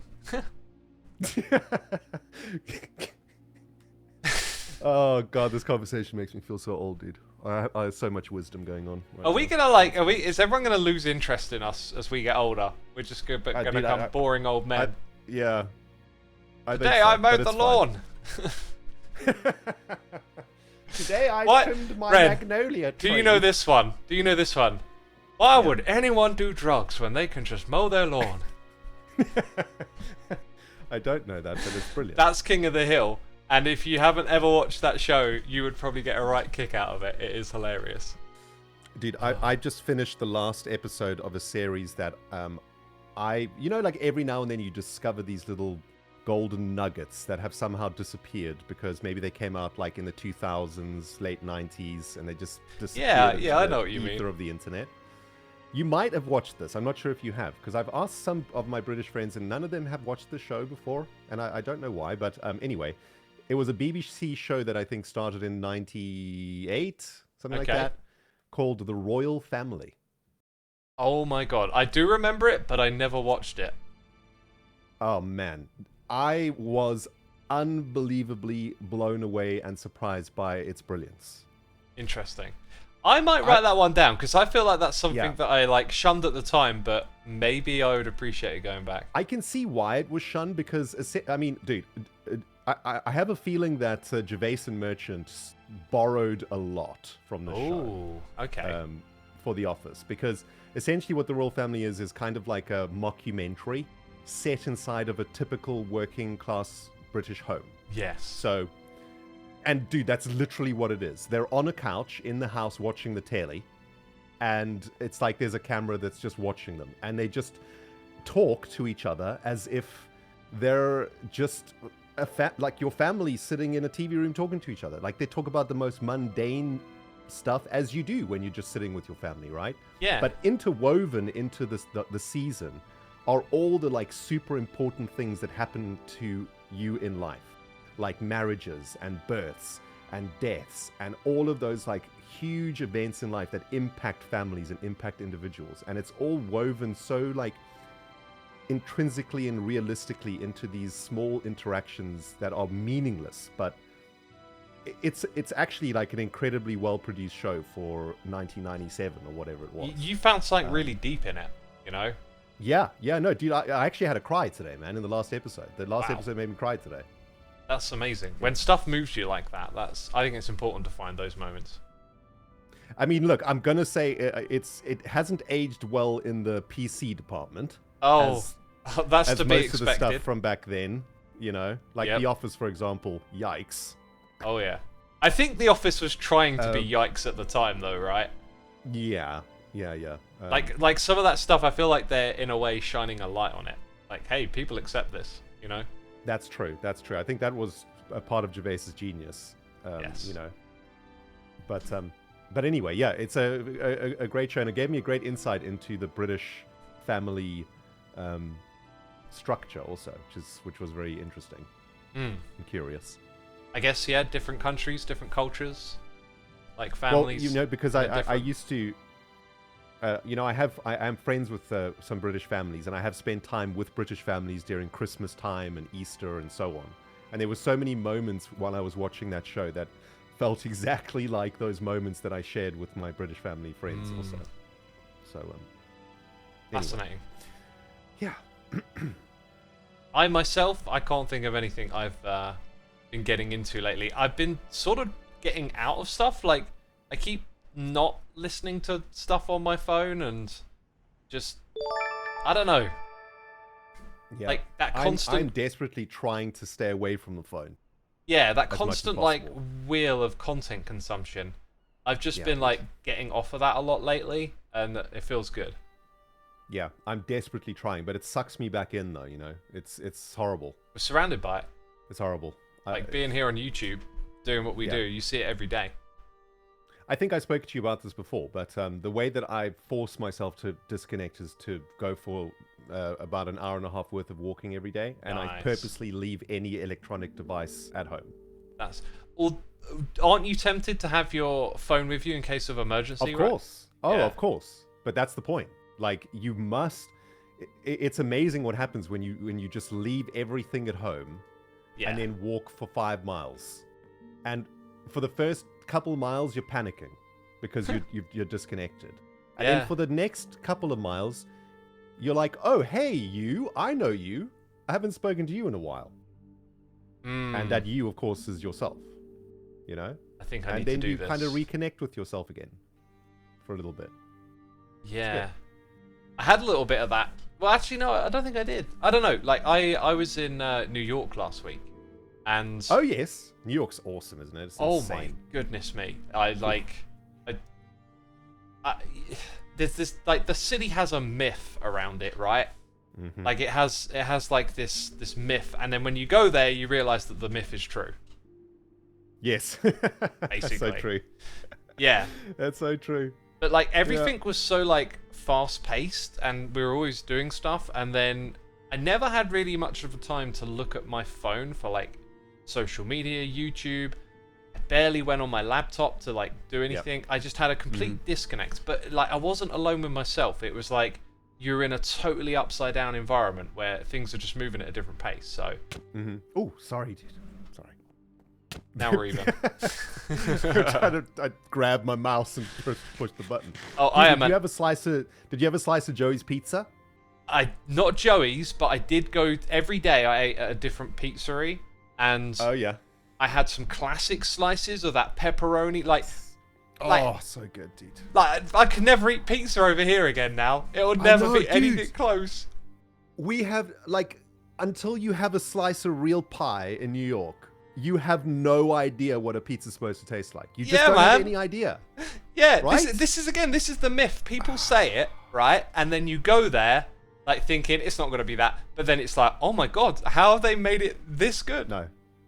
Dude, it's perfect. Did you have the, like, the way they do it with that, like, really thin, crunchy, wood-fired base? Yep. And really thick, gooey cheese. Oh, yes. And then the beautiful, like, tangy... Loads of sauce.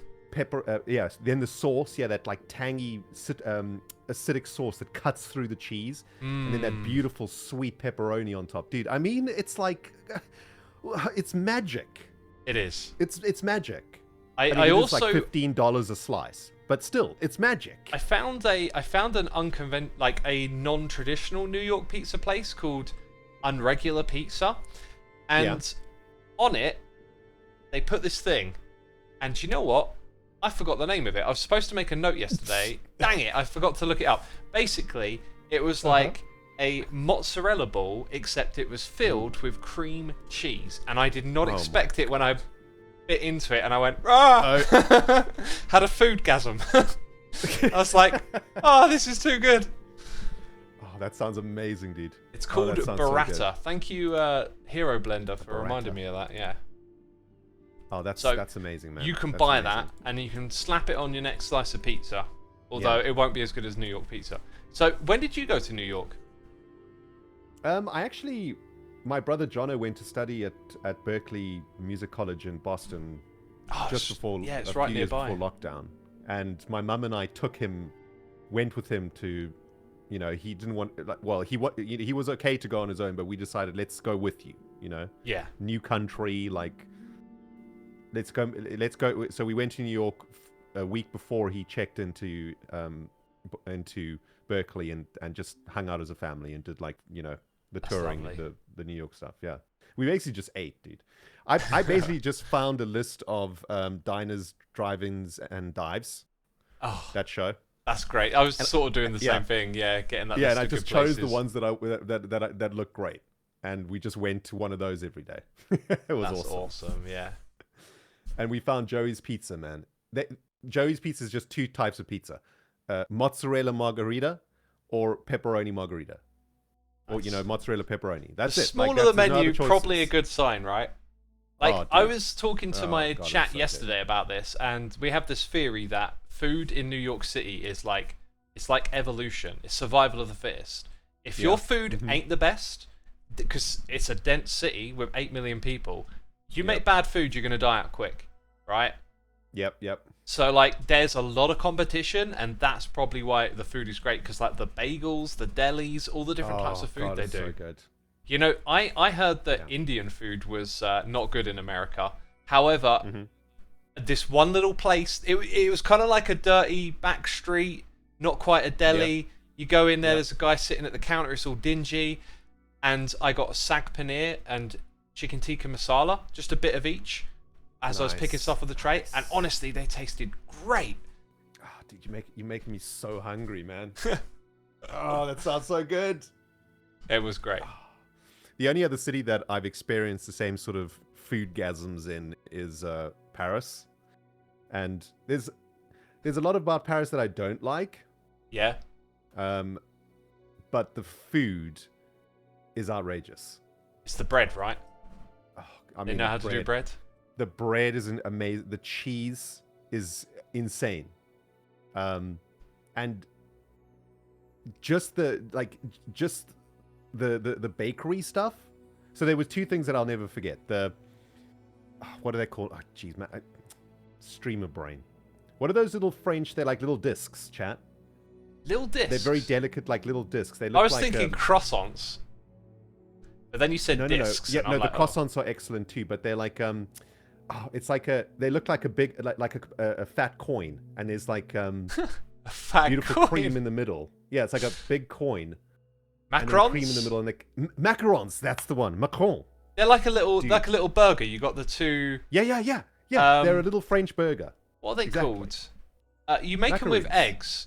The Macaroons. The bit on the outside. yes. Meringues. They're meringues. Meringues. Yes. Okay. Yes. Now we're on the same page. Yeah, I went with my brother. We went on a brotherly bonding session in Paris. It's a weird place to go, but anyway. And we went and found some proper French macaroons, and I've never put anything on the sweet side of things in my mouth that caused me so much joy as those macaroons did. Oh Awesome. my god, they were insane. The other thing I remember, one last bit of food from me, and then I'll hand over. We went to like a proper French restaurant. We decided, okay, we're gonna find the best restaurant in Paris, and try and find the best restaurant in Paris. I mean, there's thousands, so it's hard. But we found one that had like super high ratings, and I said to my brother, okay, we're gonna do a clever tourist thing. We're gonna ask the waiter to give us what he would order. Oh, right? that's That genius. will be our order. So this lovely French waiter came over, beautifully dressed, tuxedo, looking really prim and proper, and he introduced himself and the menu and everything, and then we just looked at him and said, look, we just want if you sat down and had dinner with us right now, what would you order? We want that. And don't tell us what it is. Just go and get it. Just go put the order in, and we want to be surprised. Did they oblige? Yeah. Nice. He brought us French onion soup. Oh. And I was it promise great? You, it's in my top 3 most insane things I've ever eaten. It was... I can't even describe to you how amazing it was. Like, the soup itself, you could taste, had been cooked for probably 50 hours.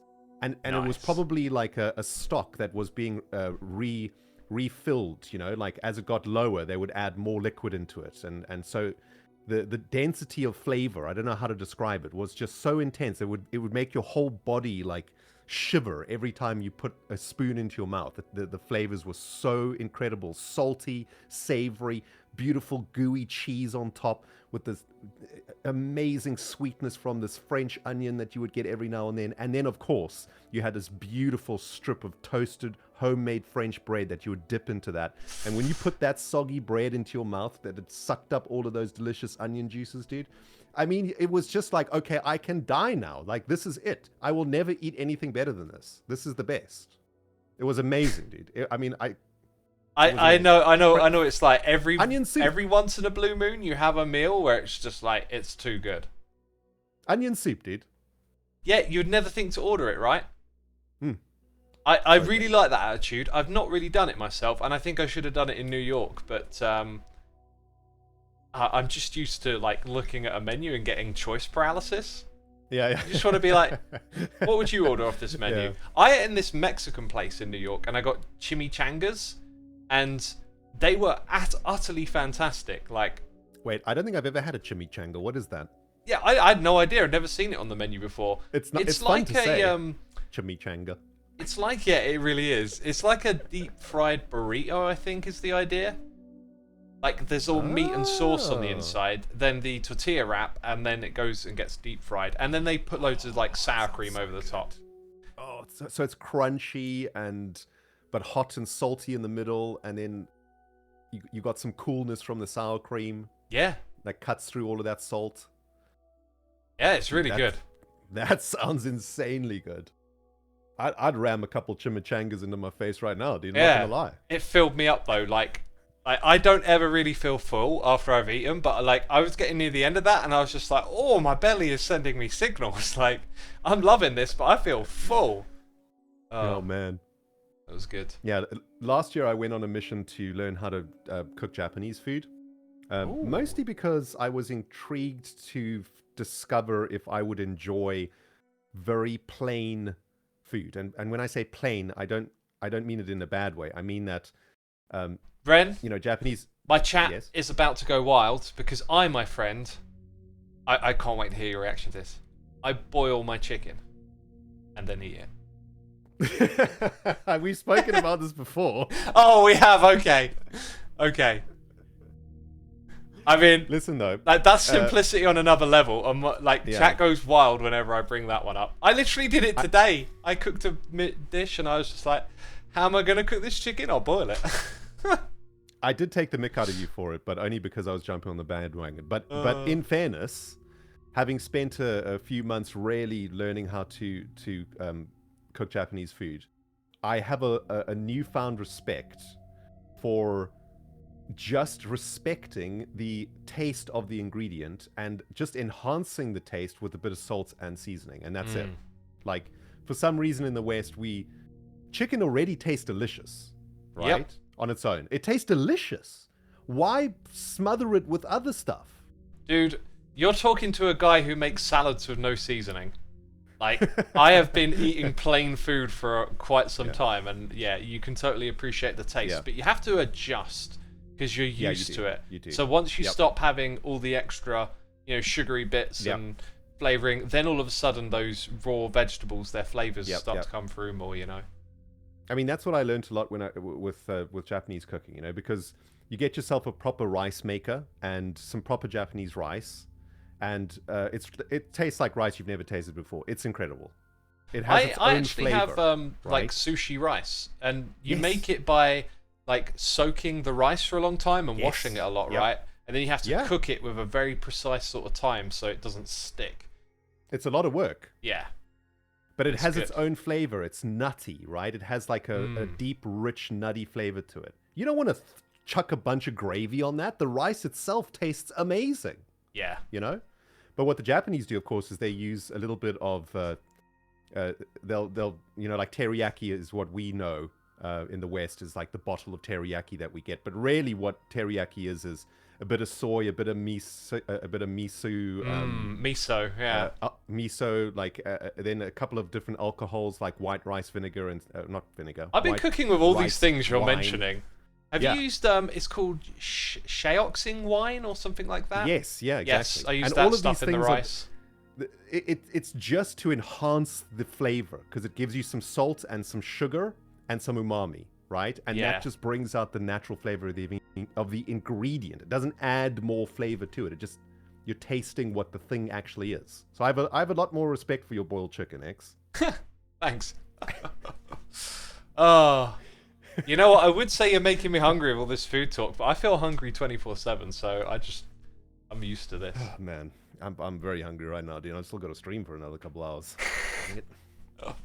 I'll have to send my peeps over to you when I'm done. All right.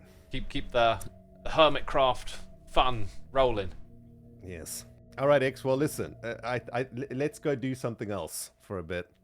Is there any 1.20 stuff you need to do? No, I need to fix a road. Oh, okay. Yeah. Just doing some grinding. Like, what's the helmet this on road? with such a plonk. It's just like plonk. Makes that sound, doesn't it? I'm working on a new shop, and Ooh. I was just laying down the foundations today, and unfortunately, doesn't really match up with the road very well. You know what? You give me a little bit of a thought. Like, is it the roads in this area? No. Come this away. I will show you. Okay. Oh, there's all sorts of new shops and stuff around here now, isn't there? With 1.20. Yeah. I got to check it out properly at some point. Yeah. So I got planning permission from BOO and Scar to build a shop here. Nice. But I'm not. Well, my viewers know what it is. It's going to be Boombox Records. Oh, sweet. Yeah. A record store shop here. Awesome. Yeah. But over here, I don't know who actually built this road. It was probably Joe, because I think Joe did a bunch of roading. As you can see, we've got a big dip here, but Boombox Records is going to have an entryway here. Yeah. So the road is all the way down there, entry all the way up here. So I'm thinking, seeing an opportunity, not a problem. I'm All right, seeing an go on. opportunity for a little bit of architecture. Your entrance now extends itself over to roughly where I'm standing here, and then a staircase on either side rolls down and connects with either side of the existing road, right? Ooh. And then you can put in, you know, a couple of arcs and maybe a roof over the top of the road up there, and really give it a bit of like structure and size and make it something a little more interesting. That is a very curious idea, because I was just going to raise the whole road up to this level here, you know, but then you lose this like beautiful undulation here, you know. Like everything being flat and uniform, I don't think looks so good. I actually like that this road sort of bubbles up and down a little bit. That is very interesting, that suggestion. I mean, you've just got me thinking, dude. Like, another thing that could be done is the entrance could be here. Yeah. And then you Right. could go up and you know, through the basement up into the shop floor as well. Yes. Yeah, exactly. Yes. Embrace it. It's one of those common things with Minecraft, is that you see things as a problem, and I think when you try and think in terms of solution, it allows you to like, kind of like keep something that already exists, as opposed to like redoing things. Yeah, that has actually got my brain ticking over, X. I like that. Like, there's two options here. I kind of do dig your idea of like, someone in my chat said a grand staircase here. Yeah. That's actually kind of cool. It is, yeah. Sort of Like, you can loop do it either around way. here. Your idea is just as great. I think the best thing is to like look at this thing you think is a problem and see it as a challenge. You know, because now you've gone from like, oh no, the road is at the different height, to like, how can I connect this to that? And then that's the opportunity. It's like, now you get to flex your building skills a little, or make something that looks interesting. Yes, indeed. Hmm. I'm loving this, man. I'm loving this. You got my creative juices cooking. You know, these builds, like, we spend so much time designing them, like, in creative, and then, you know, it's ready to build on the server, and that's like kind of where the creativity stops, like when you bring it over to the server. Okay, and I'll just build it exactly how I did in creative. And you know, like, you know, back in the day, remember in season 4 Logfellas times, man, we used to just kind of build on the fly back then many times. You know, there was some big builds like the Hogwarts place that we designed off camera and whatnot, but a lot of our builds maybe we just trying to built. like give yourself that each time. So like, hey, I'm gonna do this, but then on the fly I'm gonna build a flower bed around the back here. You know, I don't know what you got planned for here, but like, maybe you look at this space and then you think, let's put in a flower bed. And I won't design that in creative. I'll just do that all in survival, right? Yeah. Get a bit of both mixed in. Yeah, bro. So what's Papa going to be X, man, speaking the truth. Sorry? Papa X speaking the truth, man. I try my best. In Boombox Records, I'm guessing you're selling all the records, right? Yeah, we've got an insane record farm over at my base. That's a Yes, that's helped me out, by the way, with the Evil X thing. Oh, yeah, cool. Well, I remade it, remade Zed's version into like a much friendlier, nicer farm. So now it's like really easy to farm. That's sweet. But I still need to get like a bunch of the harder to get records, like the Other Side City and Relic records now as well. Yeah. So I still need to hunt down some of those. But that's going to be some work. All the Creeper records we have like already, 3 double chests of each. So we've got more records that Speaking of music and records, have you had the chance to listen to my record yet? Dude, I have. What did you think? I haven't had enough spins yet for a... Oh, you're like me. You really want to get into the music before Yeah. I need a couple more spins before I can give you a proper rundown. Nice. All I'm looking forward to hearing. Like, yeah, man. Like, if you love it, you hate it. I don't care. I'm so glad it's out there. Yeah. I can give you one bit of feedback. The guitar tone. French chef's kiss, dude. Dude, the guy who I hired to make that record, like, we had a lot of back and forth talking about, you know, all the different instruments, how they're supposed to sound and stuff. Because I just gave him my MIDI demos. Do you remember writing music in MIDI? Yeah, yeah. And like, I had You this showed me great some of them fear. at some point. I had this great fear where it was like, I can hear how these songs sound as metal, but I'm not sure if other people will. And this guy like understood it and picked out the right tones for everything, and like the whole thing just came together brilliant. So no, that tone's beautiful, dude. It's got it a really bit is of Deffies in it, like a little bit of Deftones, but with a bit of crunch. It's a really nice tone, really nice.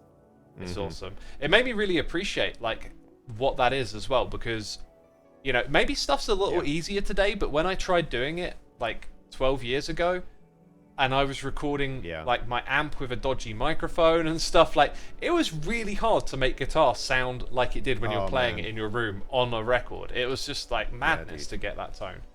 These days the software does all the work for you, but you know, back in those days, I mean, Steph Carpenter was like working with analog pedals, and even the cables that you use influence the sound. Yep. So it's like, you know, to find that perfect Deffies tone, imagine how long, dude, he must have spent like thousands of hours in different configurations, amplifiers, cables, pickups, like strings. Oh yeah, even pickups influence like it. Everything, dude, everything. I mean, that's why, like, I only rarely started to appreciate why people say that Jimi Hendrix is a genius, because I never really understood it. I'm not like that into Hendrix, you know. I love listening to the music, but you know, like to me, it doesn't. I don't know where the impressiveness is until my brother started to tell me about the fact that he was one of the first that really started to warp the hardware, fiddle with the bits, and change the sound of amplifiers and guitars, and that's where his genius was in that tinkering, you know. Yeah. For me, like if you listen to Jimi Hendrix in a playlist with songs of the same year, they really stand out. I don't connect with it massively, but what really makes me understand it is when you hear what else was going on at the same time. Then all of a sudden you're like, okay, this person has clearly like taken a big leap in a new direction. Yep, exactly, so cool. Man, exactly. And yeah, my brother put me onto the making of Dark Side of the Moon. Did you ever watch that documentary? I think I did. That's an awesome record. Oh, it's fascinating, man. I mean, probably one of my favorite records, as the favorite of billions of people. I mean, you know, still the #1 top-selling record every year. I mean, it's outrageous. Yeah, it always stays in the charts, doesn't it? Yeah, it's just crazy. But there's one particular, and obviously the song eludes me now because we're streaming, but the song with that incredible female vocal in it. Oh, I love it. Whoa, do you remember that one? Whoa, what's that song? Oh, come on, chat. You know the song. It's that song blatantly influenced that Deftones song. Oh yeah. Oh, dude. Knife Party, is it? Knife Party, 100%. Yeah. Like Great Gig in the Sky. Great Gig in the Sky. That's the one. Yeah. Anyway, in the documentary, they go through the recording of that moment, and it's just it's unbelievable, because I believe it was like they didn't do very many takes of it. In fact, I think maybe, if I remember correctly, it was the first or the second take that they did, and she just came in and nailed it. And I think she didn't like it, or she thought that she'd done really badly. Like, she did the take, and then she went to the band and said, "Oh, that was terrible." And they're like, "What are you talking about? That was like godlike. Yeah. What you just did was godlike. Like, we cannot replicate what just happened. Like, that is going on the record for history. You did something that cannot ever be redone." I need to watch that. And that's how I feel when I listen to it, man. Like, when I hear that woman singing, it rips my soul into shreds. It's a beautiful amazing moment, isn't it? What's your favorite song on the album?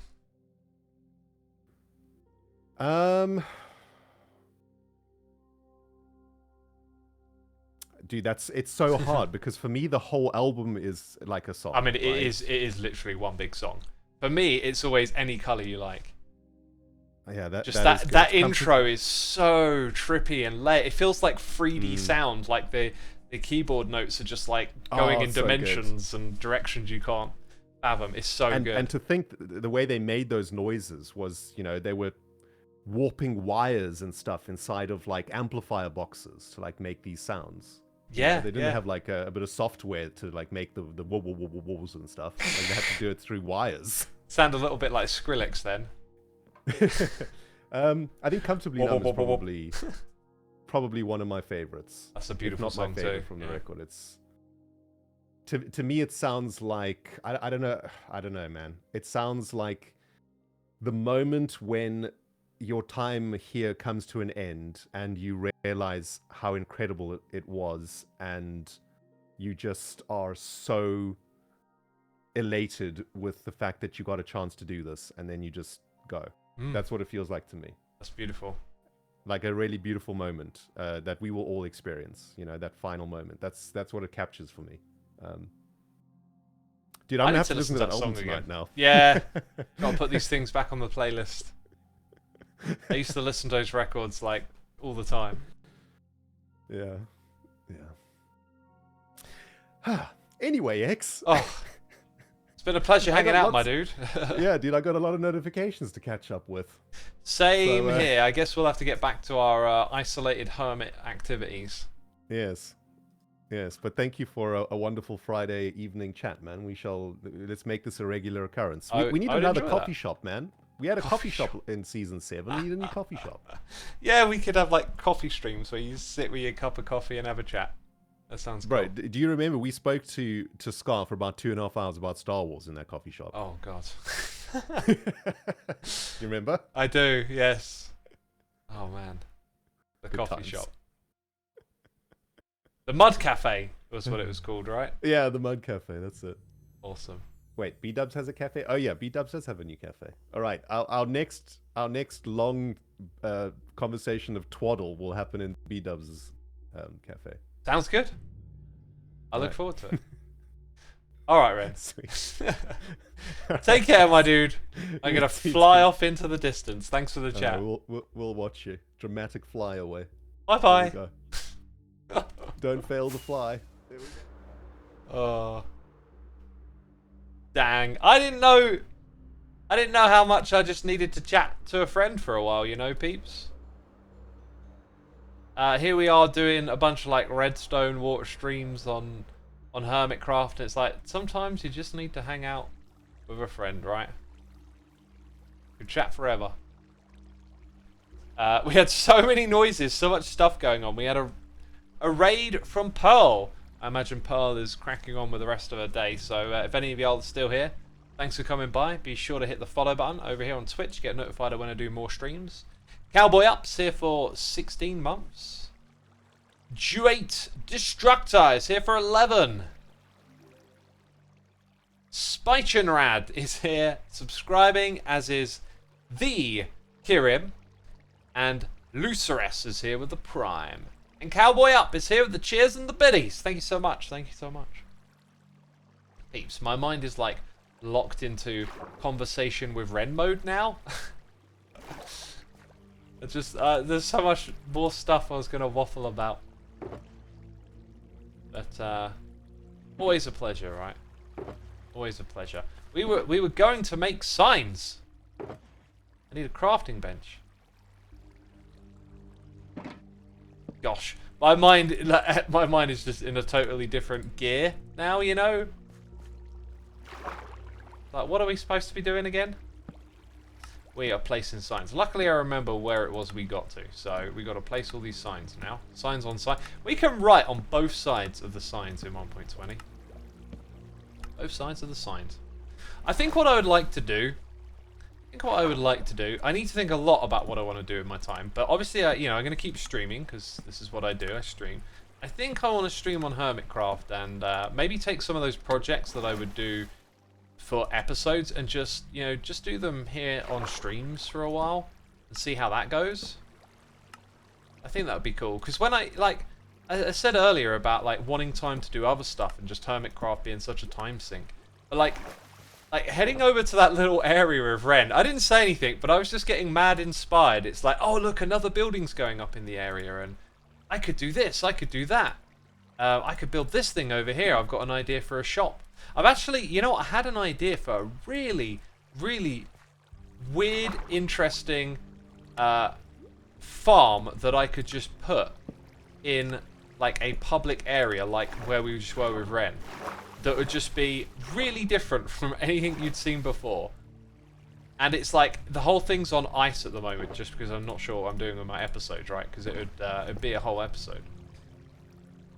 So, remake idea. I don't really want to remake anything, because it's sort of like a case of been there, done that. Like, that's not particularly appealing to me. I want to find new things to do. One thing I'm not going to worry about down here is how all of that looks for now. We're going to need the nether blocks. Yep. And we're going to need to put soul sand down here at some point. Then we're going to need a bunch of these water buckets. And I'll tell you what, I absolutely need a wee. I've been standing for a minute and I'm starting to get all agitated. Peeps, stick around, it won't take me long. I will be right back.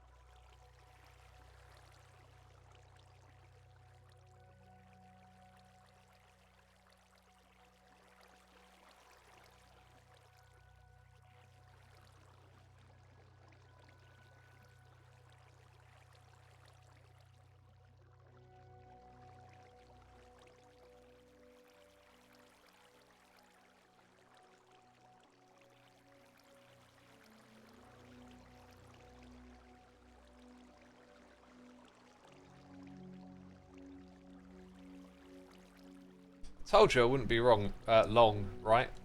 Wrong? I'm never wrong. Okay, I'm back. I'm not wrong, I'm back. Right, I think that we want to take that one away and put that there and do the same thing on the opposite side. So now all the items will just fall down into this bit and they end up here. So that's where you want a gap and then you want this. Let's go ahead and use these blocks, right? Ren has left. I thought Ren was streaming. Hey! And we're being raided. Tanisha, thank you so much for the raid. Greatly appreciated. Welcome all the peeps. Welcome all the peeps. Now, I'm really bad with names. And who's who? Who's raiding me? But I know who Tanisha is. Because we have raided and seen her world quite a few times. I was really impressed. I love it when you see someone playing in a Minecraft world and they've just got, you know, like builds that are super interesting and inspiring. And yeah, so nice to have Auliel come over here. I mean, I don't have much to show you. Well, I guess if I go up here, Hermitcraft is full of amazing builds too, right? But I'm kind of just doing something boring at the moment, which tends to be what happens, right? You do the boring stuff when you're on the grind, when you're on the stream. Maybe that's not the way it should be, but I think a lot of Minecraft is that kind of duller, just getting materials, doing, even building, right? But when you make content, when you make videos, that's when you like find a way to show it in a more interesting light. So maybe it makes a lot of sense that things are actually that way around. Anyhoozle, we need a few more of those blocks. We need more water.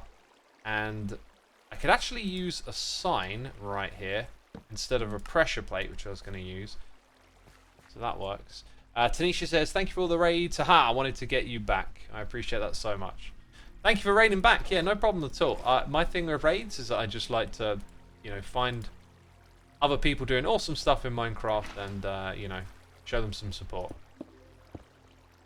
Because that's how this, like, wonderful community functions, right?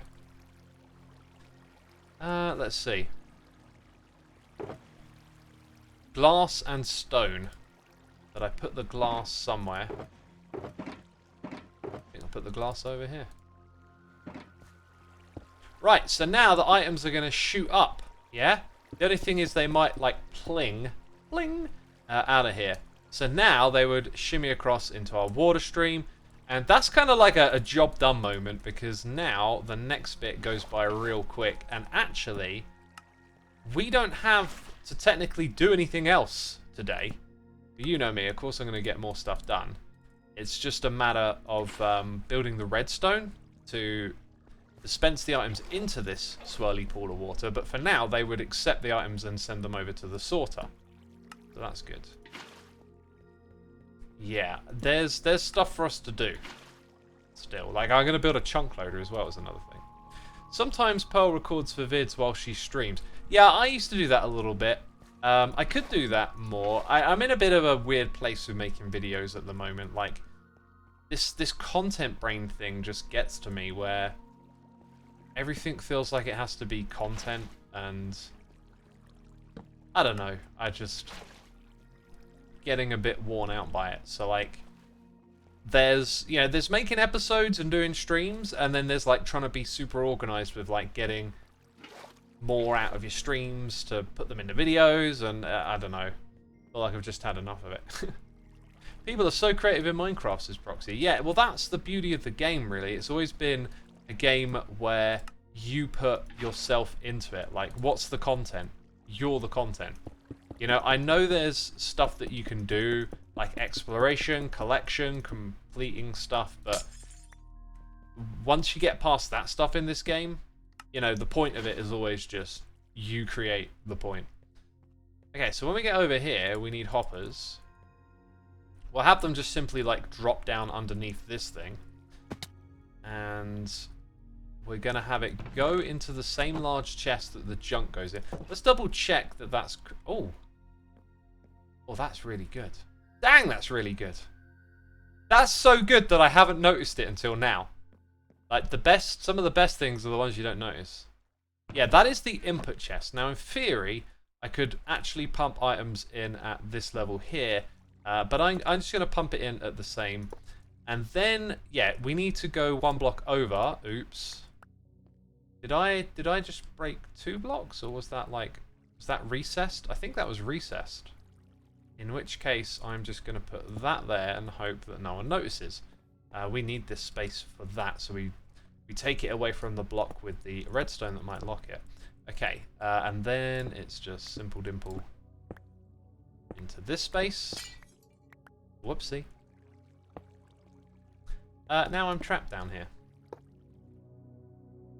Ah, there we go. Okay, so I need composters, signs, more water, and that's kind of it. Oh, is this for the cleaning lady? Yes, this is. This is all for the cleaning lady. Hi chat, I'm playing 1.20.1, just vanilla. Does anyone know of a way to farm packed ice, or is it just a matter of finding it? You can explore the world and find packed ice that has generated, air quotes, naturally. I don't know, part of the world gen. You can harvest ice from lakes and then craft it into compacted ice. Or, if you want to go ham with the redstone, you could build what I created this season on Hermitcraft, which was a automated ice farm that's done by you standing in a flying machine AFK. So it will fly you back and forth, you will pick up the ice, and it will repair your pick for you as well with some XP bottles. I was super chuffed with how that one turned out. What did I say? Water signs is the thing that we're missing. Grab some of this. Some of this, some of that. Wrap with some of this and some of that. What song is that from? Can anyone tell me? Because I can't remember. There's so many little rap lyrics that get stuck in my head and then I forget what song it's from. Anyway. We'll put that over there. So cool standing ice farm. I'll look for that on YouTube. Thanks. Yeah, you'll find it in my Hermitcraft series. I haven't made a tutorial on it. The key takeaway, though, is to... If you want to use it as a guide, is just to like watch. Like, there's a gap between when I started that project and finished it, and that's because it took me a while to figure out the solution. But I got there eventually.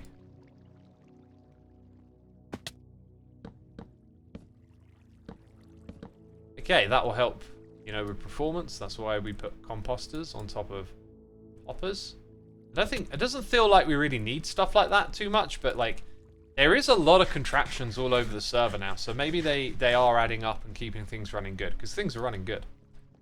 So yeah, this is the spot where the items run through. And technically, it's ready for junk to come in from up there all the way down here. The next thing is, of course, to do the redstone bit of that. And I guess we can start to clear out some space for all of this, but then we'll have to gather a lot of resources. How high up does this thing go? Because at some point, this is going to be the floor of the area above. Right, so there's a chest. What's above the chest? Nothing? That don't feel right to me. Is that actually my starter chest? That might be the starter chest of all this redstone. I've just kind of forgotten that that's how I did it. Okay, I think it would help to turn this off for a minute.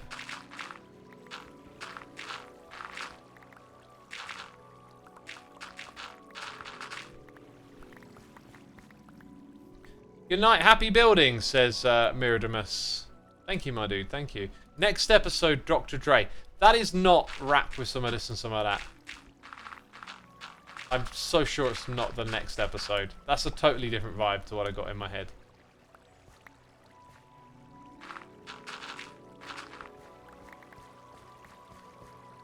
Oh, that reminds me of something. Like, when I've been reading about my music and what people are saying about it, I get this sense of, like, you see what people's references are, like their point of reference. When they talk about, like, how heavy the song is, it reminds me of, like, so-and-so. And I find it really interesting because it sort of gives you a sense of, like, what they've been exposed to musically.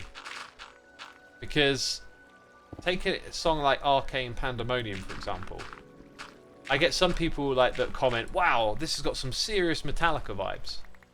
But it's like, if Metallica's like the heaviest you've gone, then yeah, that makes sense. But like, it's really like inspired by different sounding bands. And anyway, like one of the comments that came up in Tango's stream was saying that the first song on the record sounds like Rush. I haven't actually listened to a lot of Rush to know. And then there was like, they were hearing the guitar solo like it was Top Gun.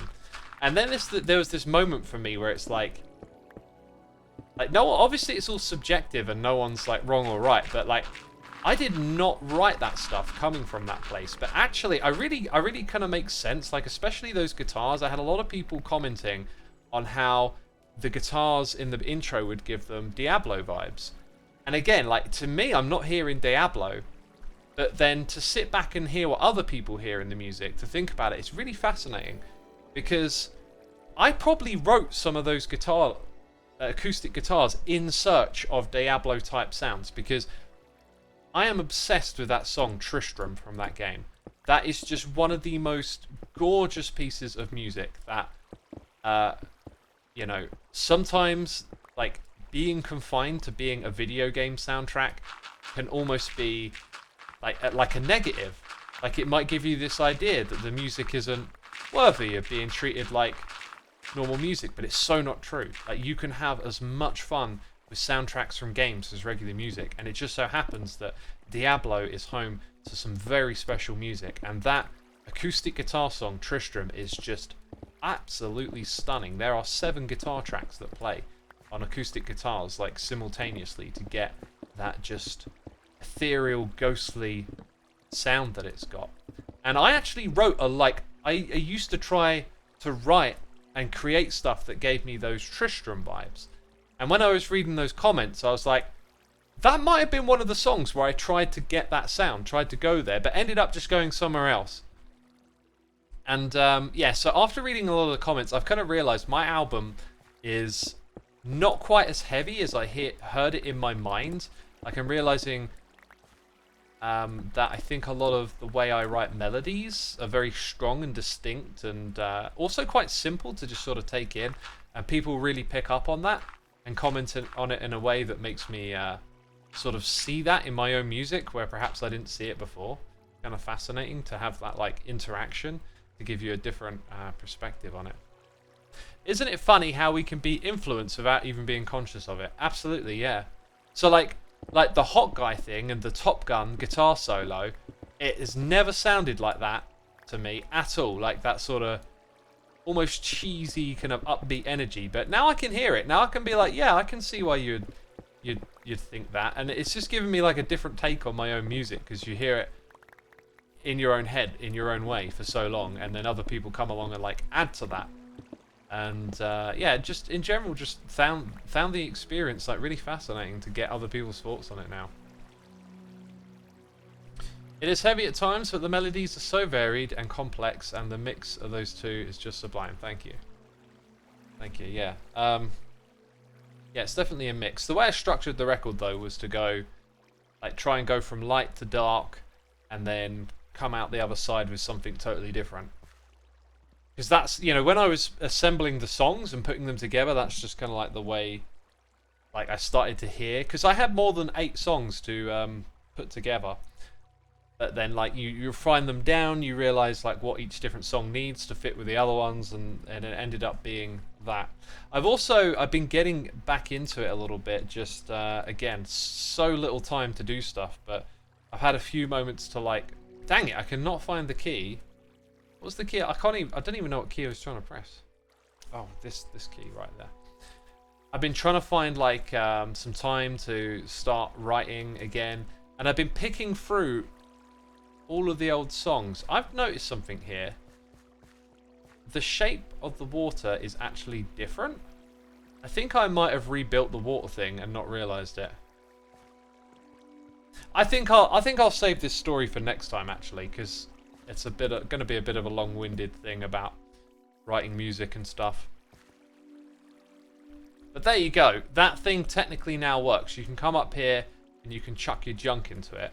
The next step, though, is to install the redstone so that you can just put it in a chest and leave it, because you don't actually want to chuck tons and tons of junk all at once. Otherwise, it'll end up, yeah, despawning if it doesn't get picked up by the hoppers quick enough.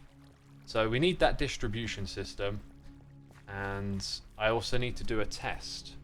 I would like to see if I do indeed have a message back. Okay. I was hoping for... let's see.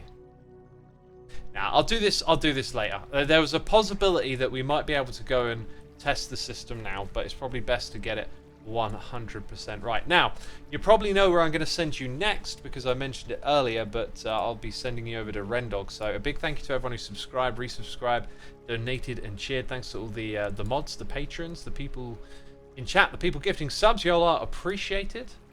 And, yeah, we get to do a raid. And there you go. I can send you over to Ren. That is it from me, my friends. Take care. I'll see you again soon.